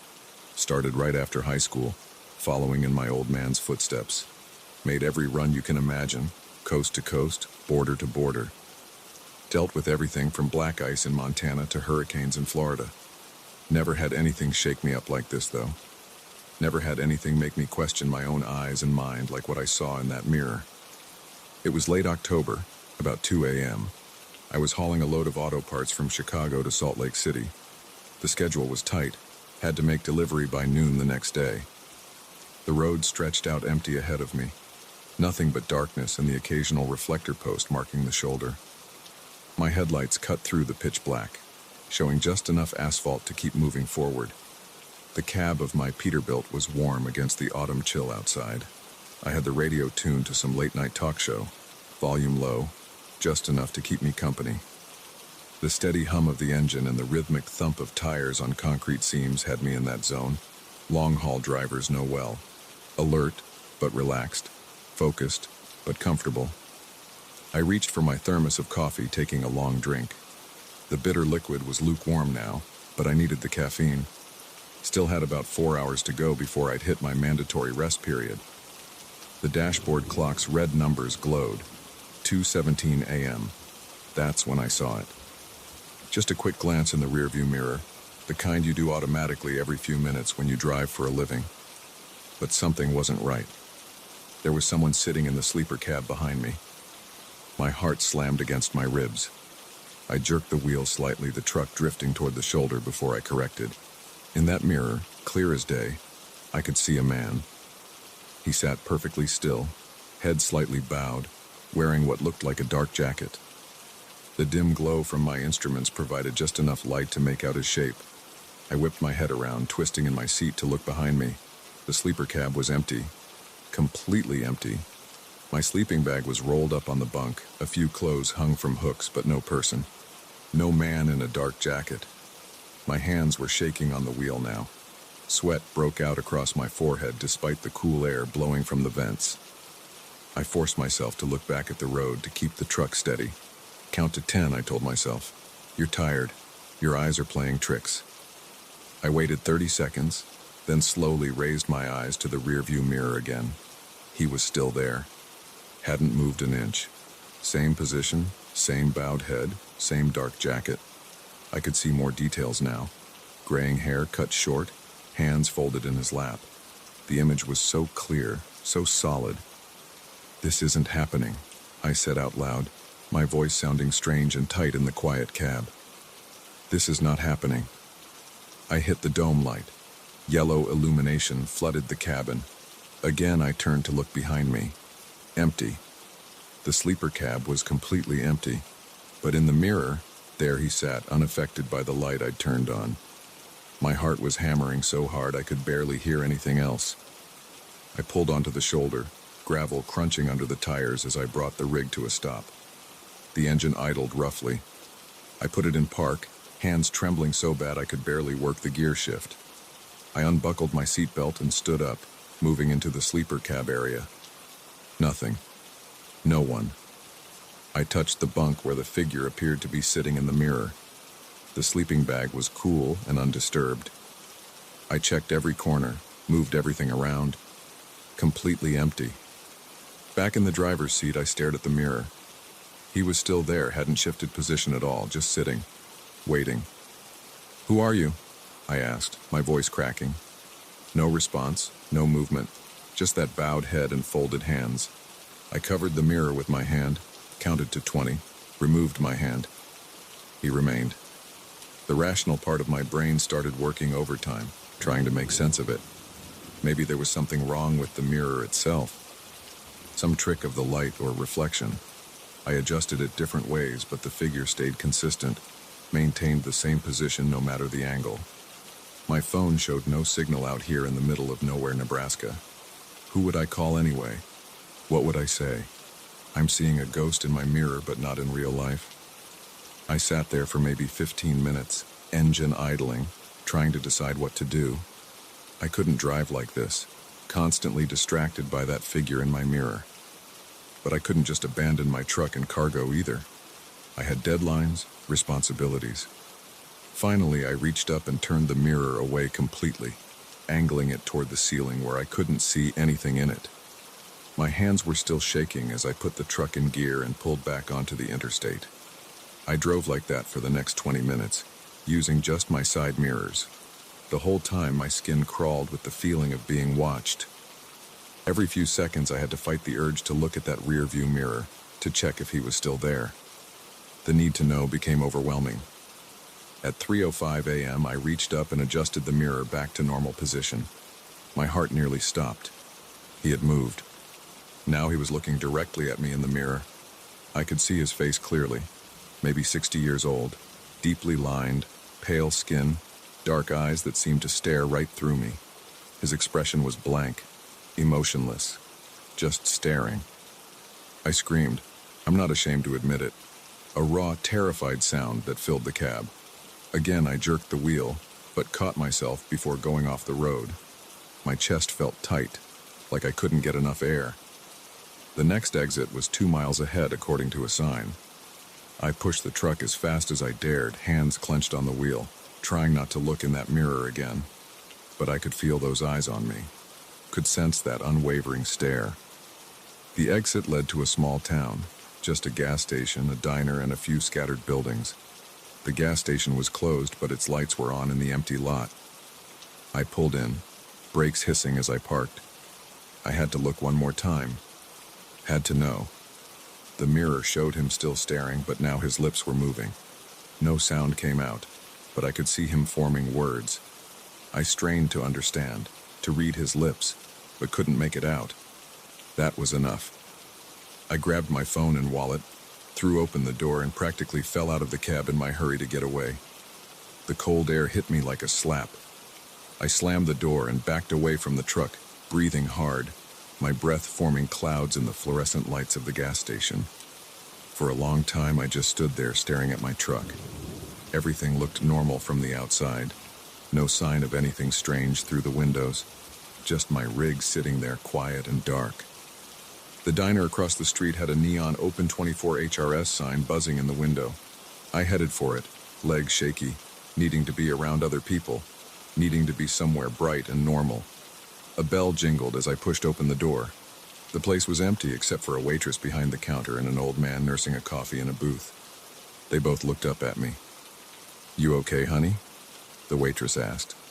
"You're white as a sheet." I slid onto a stool at the counter. "Coffee, please. Strong as you've got it." She filled a mug and set it in front of me. My hands shook so bad I had to wrap them both around the cup to drink. "Bad night on the road?" she asked.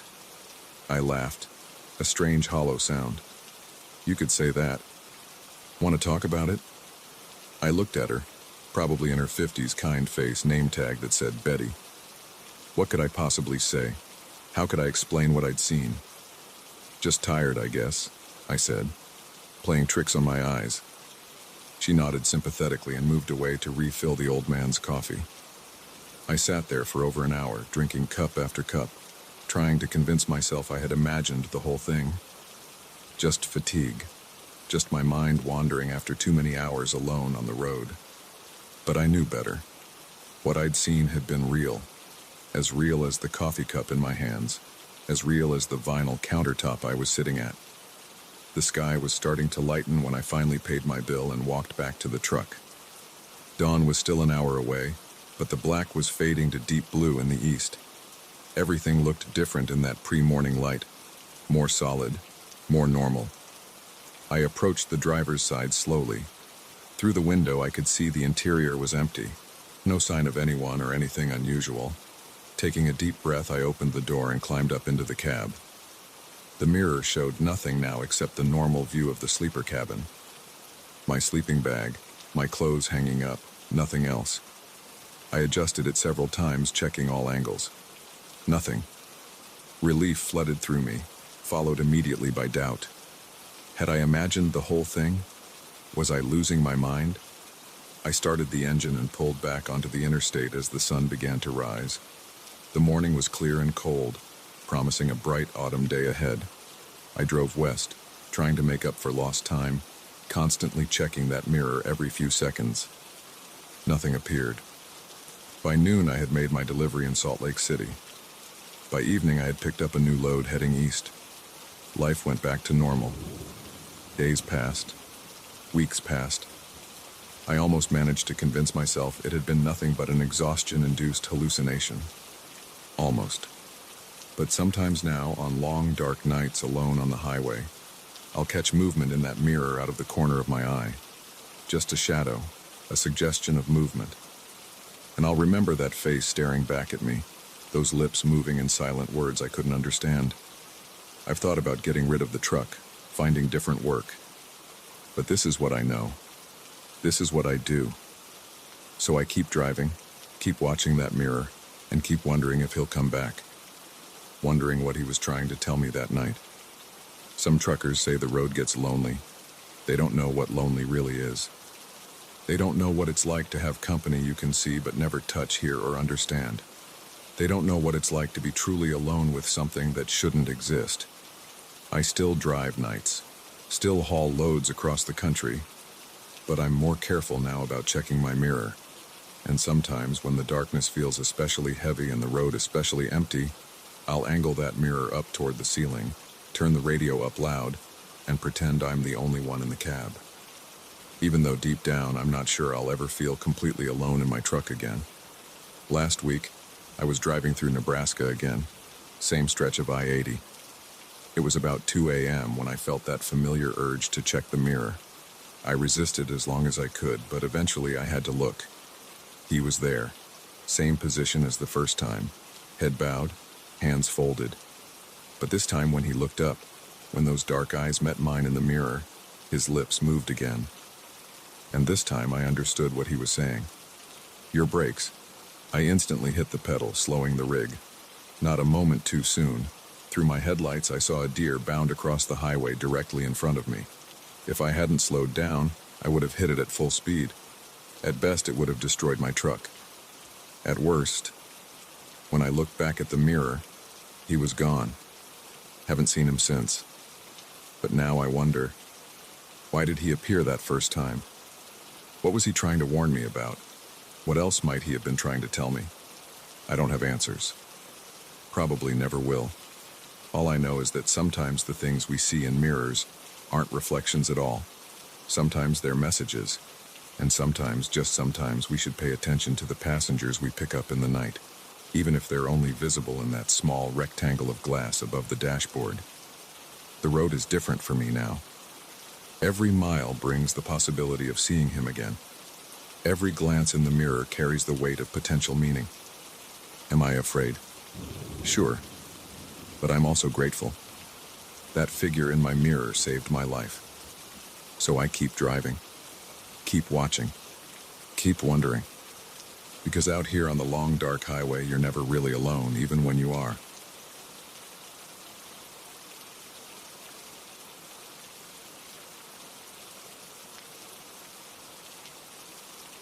The memory card in my camera showed 3% battery life when I checked it at 4:37 a.m. I remember the exact time because those were the last normal moments before everything changed. I stood at the trailhead of Miller's Grove State Forest, my tripod slung over my shoulder and my backup batteries securely stowed in my jacket pocket. The morning air bit at my exposed skin with typical January sharpness. I'd done this hike dozens of times before. Wake up at 3:45 a.m., drive 40 minutes to the park entrance, hike 2 miles to Eagle Point Overlook, and set up my gear before sunrise.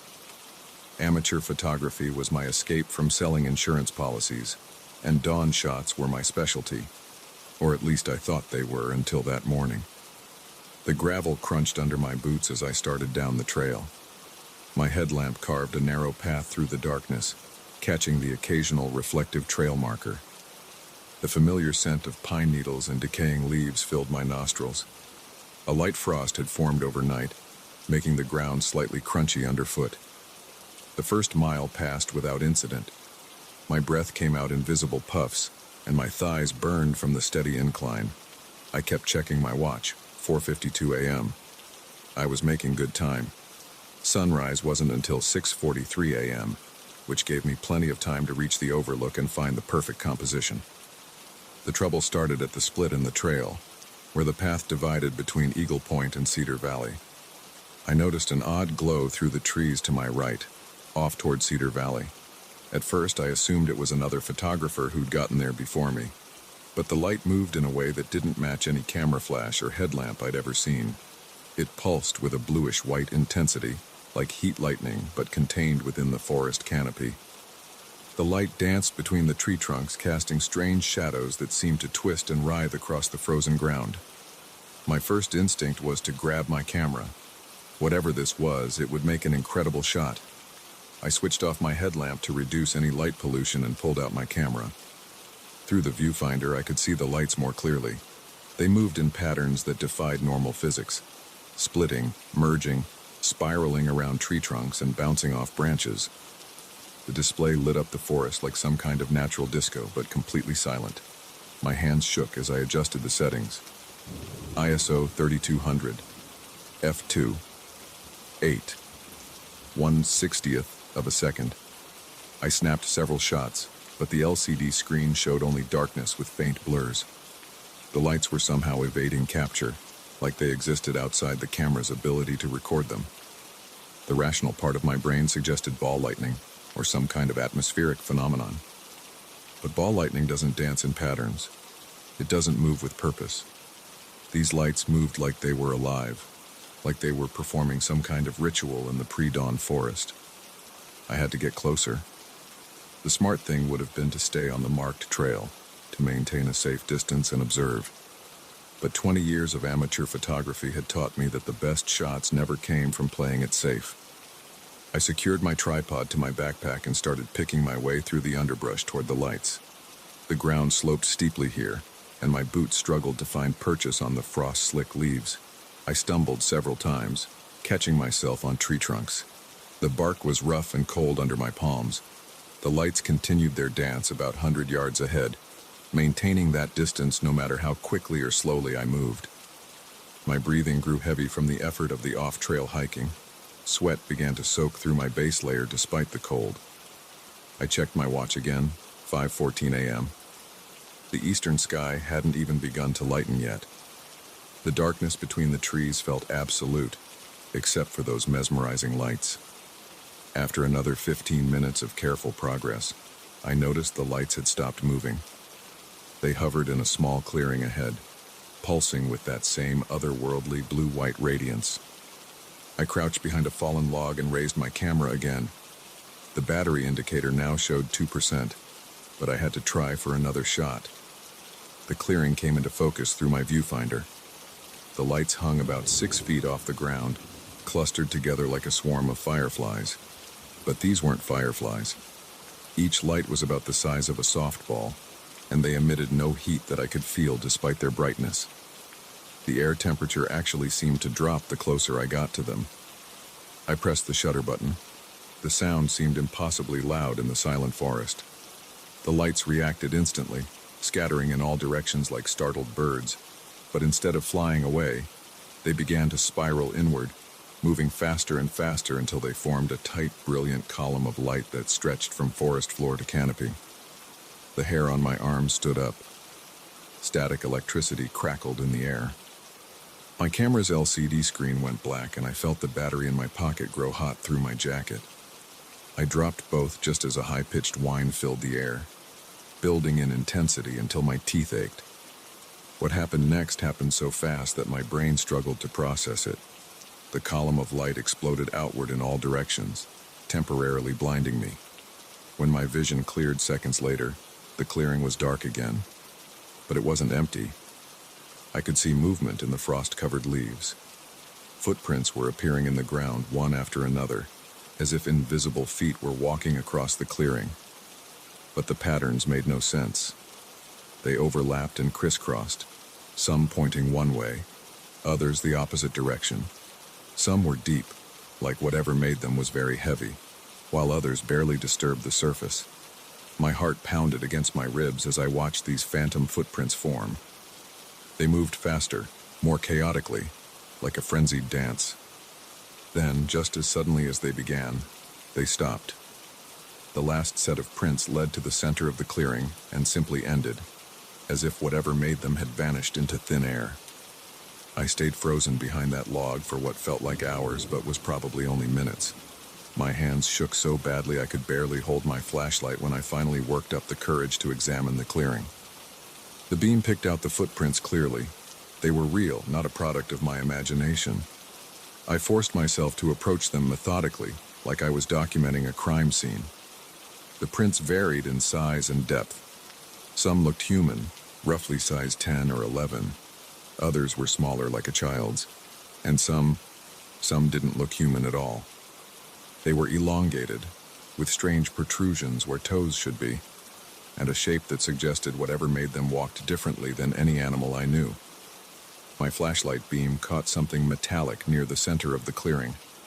My camera lay face down in the leaves, its battery compartment open and empty. The spare battery from my pocket was nowhere to be found. The camera itself was ice cold to the touch, like it had been in a freezer. The eastern sky was beginning to show the first hints of gray when I finally gathered my courage and equipment. My watch had stopped at 5:14 a.m., its digital display frozen despite the battery being less than a year old. My phone showed 6:22 a.m., but the screen kept flickering and the compass app spun wildly in all directions. I took one last look at the clearing before leaving. The footprints remained, but they were already starting to fade as the frost melted in the approaching dawn. By the time the sun cleared the horizon, they would be gone completely. I had no photos, no evidence, nothing but my own recollection of what I'd seen. The hike back to my car passed in a blur. I stuck to the marked trail, moving as quickly as I dared in the growing light. Every rustle of leaves made me jump. Every shadow between the trees seemed to hold movement. The forest felt different now, like a familiar room where all the furniture had been shifted slightly out of place. I reached the parking lot just as the sun broke over the eastern ridge. My car was the only one there, just as it had been when I arrived. But something was different. In the frost coating my windshield, a pattern had formed.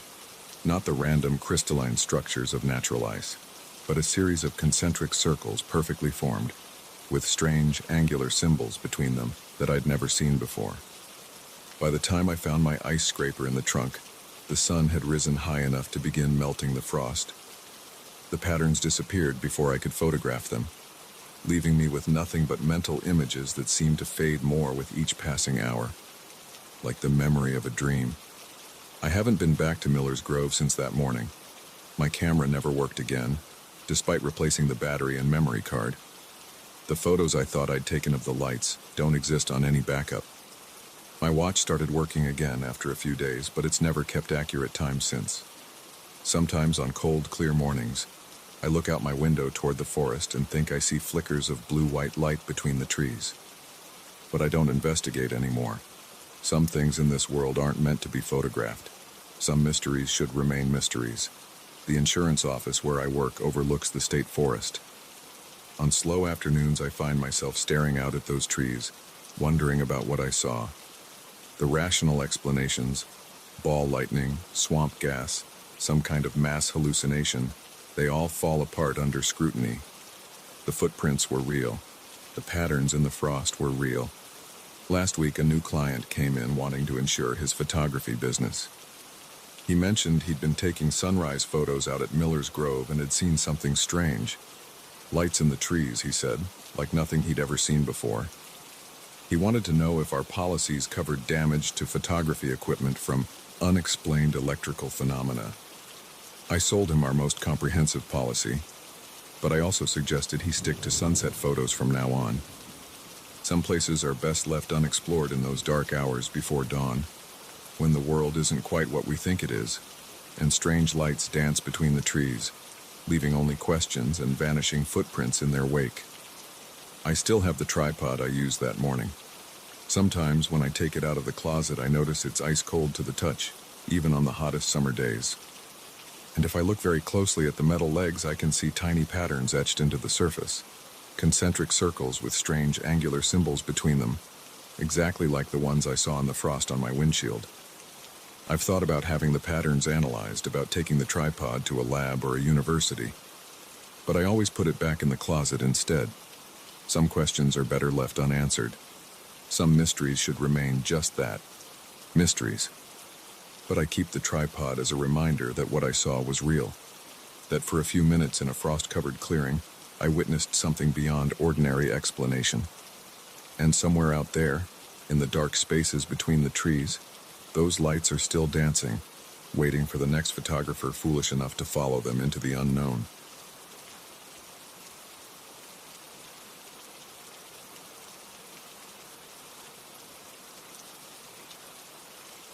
My name is David Mitchell, and I need to tell someone what's been happening at my office. I've typed this out 3 times already, deleting each version because it sounded crazy. This time, I'm just going to write exactly what happened, day by day, fact by fact. Maybe then someone will believe me. It started 6 weeks ago. I work on the 14th floor of the Riverside Corporate Center in downtown Seattle. Nothing special about the building, just another glass and steel tower filled with cubicles and conference rooms. I'm an accountant at Parker & Ross, been there 8 years now. My office is in the corner with windows facing east and north. Those windows are important. They're the reason I haven't slept properly in weeks. That first morning, I arrived at 7:15 a.m. like always. Sarah at reception gave me her usual nod as I swiped my key card. The elevator ride was empty. Most people don't come in until 8:30 or 9. I like the quiet of early mornings, or I used to. I noticed it as soon as I reached my office door. The east window was open about 4 inches. Not much, but enough to let in the October chill. My coffee cup almost slipped from my hand. I know, absolutely know, that I closed and locked that window the night before. I always do, every single night before leaving. It's automatic, like checking your front door. I crossed to the window, studying the lock. No damage, no signs of tampering. The mechanism worked perfectly when I tested it. I closed the window, made sure it was locked, and tried to focus on work. By lunch, I'd convinced myself I must have forgotten to close it properly the previous evening. Stupid, but these things happen when you're tired. The next morning, same thing. Window open 4 inches. This time I knew I hadn't forgotten. I'd specifically checked it twice the night before, rattling the frame to make sure it was secure. My hands were shaking as I closed it. I went straight to building maintenance. The guy at the desk, Ron, looked at me like I was speaking Chinese when I explained the situation. "That's impossible, sir," he said, scratching his beard. "Those windows don't open from the outside.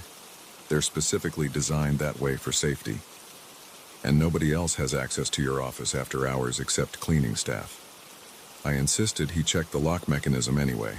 He did, thoroughly, finding nothing wrong. The cleaning staff supervisor confirmed her team hadn't touched the windows. They're not supposed to open them at any time. For the next week, it happened every single morning. Always the same window, always open the same amount. I started taking photos on my phone to document it. The cleaning staff changed their schedule to vacuum my office first thing in the morning, so I could verify they weren't involved. The window still opened. I know how this sounds. Trust me, I know. I'm an accountant. I deal in concrete numbers and provable facts. If a client told me this story, I'd think they were confused or lying, but I know what I'm seeing. After 2 weeks, I bought a security camera. Nothing fancy, just a basic wireless model that would record to my laptop. I set it up facing the window, hidden behind some books on my shelf. The first night, I triple-checked the window was locked, started the recording, and left at my usual time. The next morning, I barely made it through my office door before pulling out my laptop. The window was open, of course. My hands were trembling so badly I could hardly type my password. The video loaded. 3 a.m., nothing. 3:30 a.m., nothing. 4 a.m., the window lock clicked. By itself, no one touched it. The mechanism simply turned, and the window slowly swung open 4 inches. No sound except the faint hum of the heating system. No visual distortion, no mysterious shapes. Nothing Hollywood would put in a horror movie. Just a window deciding to open itself in the middle of the night. I watched it 10 times, 20 times, looking for wires, magnets, anything that could explain it. There was nothing. I'm not ashamed to admit I threw up in my trash can. That afternoon, I went to my supervisor, Karen. She's known me for years, knows I'm not the type to make up stories. I showed her the video. She watched it silently, face getting paler by the second. "Have you shown this to anyone else?" she asked finally. I shook my head. "Don't," she said. "Not yet. Let me make some calls." The next day, 2 men in suits visited my office. They didn't offer names, just showed corporate security badges. They asked detailed questions about the window, the camera setup, my daily routine. They took copies of all my photos and videos. Before leaving, one of them gave me his card. Just a phone number, no name. If anything else unusual happens, call immediately, day or night. That night I stayed late. I wanted to see it happen in person. Around 10 p.m., Karen came by my office. "Go home, David," she said quietly. "Please just trust me on this." Something in her voice scared me more than the window. I left. The window kept opening every night. I kept recording it. The videos showed the same thing, the lock turning itself, the window opening to exactly 4 inches, all in complete silence. The men in suits came by every few days to collect the new footage. They never told me anything. After a month, I started noticing other things, small things.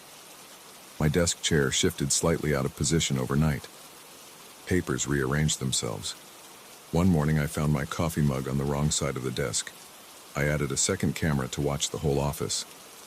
The videos showed objects moving on their own between 3 a.m. and 4 a.m., like someone invisible was wandering around my office. I requested a transfer to a different office. Denied. I asked to work from home. Denied. Karen wouldn't look me in the eye anymore. The men in suits stopped coming by. Last week, I fell asleep at my desk around midnight. The sound of the window lock clicking woke me. I kept my eyes closed, afraid to move. The temperature dropped. I heard footsteps, light, like someone trying to be quiet. They crossed behind my chair, stopped. A hand touched my shoulder, a cold hand. I ran, didn't stop until I reached my car, called in sick the next day, and the next. This morning, Karen called, said I needed to come back tomorrow or risk losing my job. Said everything was under control now. Wouldn't explain what that meant. I'm sitting in my home office writing this. My phone keeps ringing. Unknown numbers. The window in my study is open 4 inches. I know I closed it. I have to go back tomorrow. I don't have a choice. I need this job. But I'm leaving this record just in case. Just in case someone needs to know what happened. What's still happening. If you work in an office building, check your windows before you leave. Check them twice, and if you ever find one open in the morning, don't set up a camera. Don't stay late. Don't fall asleep at your desk. Just request a transfer. Request it before they start denying them. I have to go now. Someone's knocking at my front door. The men in suits are back. And my study window just opened another inch.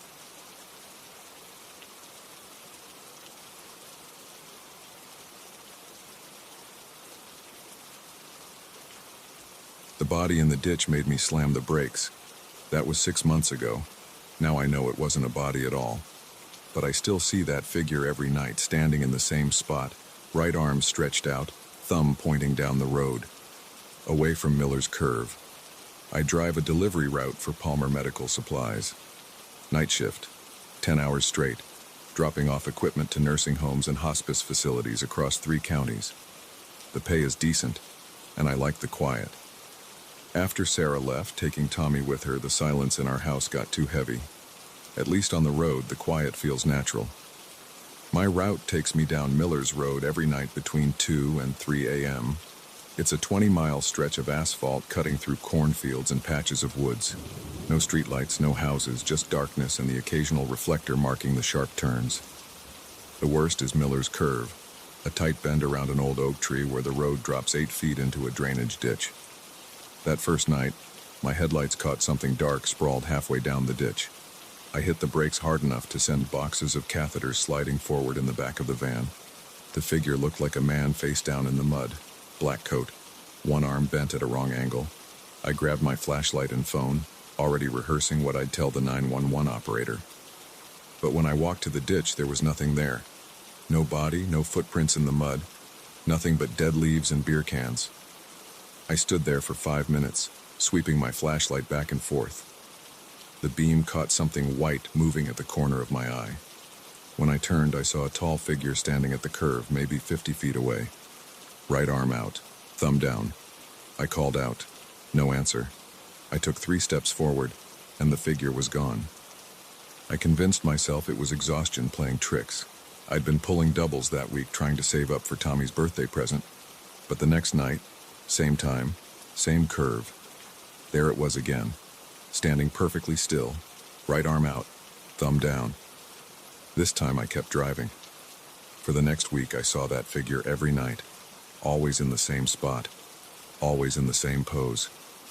Sometimes I'd catch it in my headlights as I approached, sometimes in my rearview mirror after I passed.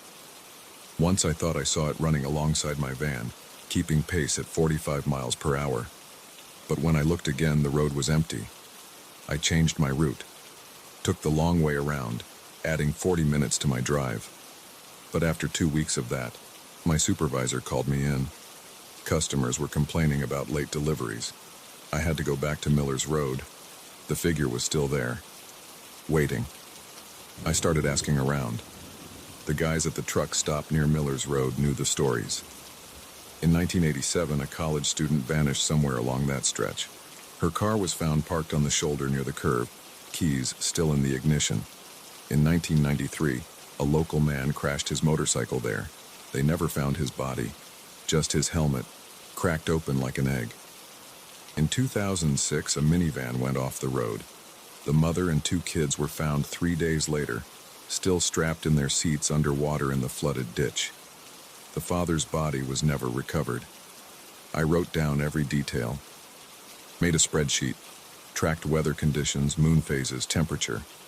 The figure appeared regardless of rain or clear skies, dark moon or full, hot summer nights or freezing winter mornings. The only constant was the time, always between 2 and 3 a.m. I installed a dash cam. The footage showed nothing but empty road. I bought an infrared camera. The thermal imaging picked up cold spots where the figure stood, but no definite shape.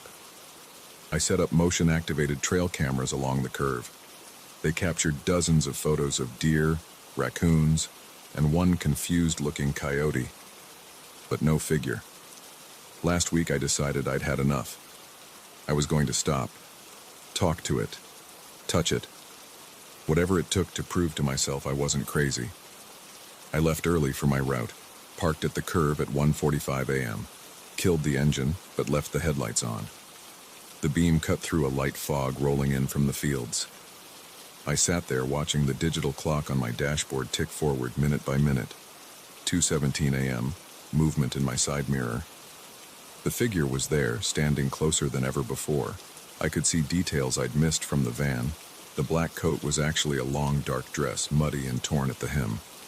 The right arm wasn't just out, it was twisted backward at an impossible angle. The thumb wasn't pointing down the road. It was bent completely backward, pointing at the ditch. I got out slowly, keeping my eyes on the figure. The air temperature dropped 20 degrees in 3 steps. My breath came out in white clouds. The figure didn't move, didn't breathe, just stood there, face hidden in shadow, arm twisted, thumb pointing. 10 feet away now. Close enough to see that the dress wasn't just muddy, it was soaked through, dripping water that vanished before it hit the asphalt. 8 feet. The fog thickened, swirling around my legs like cold hands. 6 feet. The figure's head twitched, a sharp, unnatural movement like a broken puppet. 4 feet. I could smell stagnant water and rotting leaves. I stopped, raised my hand, opened my mouth to speak. The figure's head snapped up. Where there should have been a face, there was only black water pouring from an empty hood. The twisted arm shot forward, grabbing my wrist. The touch felt like plunging my arm into a frozen lake. The thumb pressed into my palm, not skin, but something hard and smooth. Small. Metal. I yanked my hand back and ran to the van. Drove 20 miles over the speed limit until I hit the truck stop. Sat in the parking lot until my hand stopped shaking enough to open my palm. There, pressed deep into my flesh, was a small brass key. I recognized the pattern cut into the head. It matched the story about the college student's car. The one they found abandoned. The one they never found the key for. I went back the next night. The figure was there. Same spot, same pose. But this time I knew what it wanted. I parked and walked to the edge of the ditch. The fog rolled in right on schedule. The temperature dropped, but I wasn't afraid anymore. I took out the key and held it up. The figure appeared beside me. The black water face turned toward the bottom of the ditch. the twisted arm pointed down. I followed the line of that broken thumb and saw something glinting in the mud. Something metal. Something that had been waiting there for 37 years. I climbed down. The mud sucked at my boots, but I kept going. Near the bottom, half buried in decades of silt, was a car. Most of it had rusted away, but I could still make out the shape of a 1980s Honda Civic. The key slid into the trunk lock like it had been waiting all this time. Inside, wrapped in plastic, was a stack of letters. Love letters. Dozens of them. All addressed to the missing student. All from her married professor. All describing how he would make it look like an accident. How he would watch her car go off the road. How no one would ever know. But someone did know. Someone had been waiting all these years for someone to stop. To listen. To look. I called the police. They found more than letters in that trunk. They found evidence. They found answers. They found closure for a family that had been waiting 37 years to know the truth. I still drive that route every night. Past Miller's Curve. Past the ditch where they pulled out the car. Past the spot where the figure used to stand. The figure is gone now. The arm that pointed the way. The thumb that guided me down. The face of black water that had waited so patiently for someone to see. But sometimes when the fog rolls in and the temperature drops, I catch something in my rearview mirror. A shape by the side of the road. An arm raised not in a plea for help, but in farewell. In thanks. I don't stop anymore. I don't need to. The figure found what it was looking for. The truth buried in the mud. The key to unlock it. And someone willing to stop and listen. Now when I drive past Miller's Curve between 2 and 3 a.m., I see only empty road ahead. The quiet feels different here. Not heavy like the silence in my empty house. Not natural like the quiet of the night shift. It feels peaceful. Like a long wait finally ended. Like a story finally told. I still keep the key. Not because I need it anymore. The police took the letters and everything else as evidence. I keep it as a reminder that sometimes the things we think we're seeing aren't what they appear to be at all. Sometimes what looks like a body in a ditch is really a signal. What looks like a hitchhiker is really a witness. What looks like a ghost story is really about justice. The professor goes to trial next month. They found more evidence in his house. More letters. More victims. More secrets he thought would stay buried in the mud and water of Miller's Curve. I gave my statement to the police, told them everything except the part about the figure, about the black water face and the twisted arm, about the cold touch and the key pressed into my palm. Some things you can't explain to people who haven't driven that road at night, who haven't seen what waits in the fog between 2 and 3 a.m. Sarah called last week, said she heard about me on the news, the delivery driver who cracked a cold case, who brought a killer to justice, who gave a family answers after 37 years. She said Tommy asked about me. Said maybe they could come visit sometime. I told her I'd like that. Told her I had some stories to tell them. Not about ghosts or figures in the fog. Real stories. About waiting. About watching. About stopping to help someone who needs you, even if you don't understand why at first. I still drive the night shift. Still make my deliveries. Still pass Miller's Curve between 2 and 3 a.m. But now I watch the empty road ahead instead of the rearview mirror. Whatever waited there for 37 years has moved on, found peace, found justice. Sometimes other drivers ask me about the curve, about the stories, about the figure they swear they've seen standing there with its arm out. I just tell them to drive careful, to watch the road, to remember that not everything is what it seems at first glance. And if they ever see something in their headlights or their rearview mirror, something waiting in the fog with an arm outstretched, maybe they'll remember my story. Maybe they'll remember that sometimes the scariest thing isn't what you see in the dark. Sometimes the scariest thing is what's been hiding in the light all along, waiting for someone to stop and look closer, to listen, to help, to bring the truth up out of the mud and water where it's been buried all these years. The figure's gone from Miller's Curve now, but there are other roads, other curves, other figures waiting in the dark with their own stories to tell. their own truths to uncover. All they need is someone willing to stop.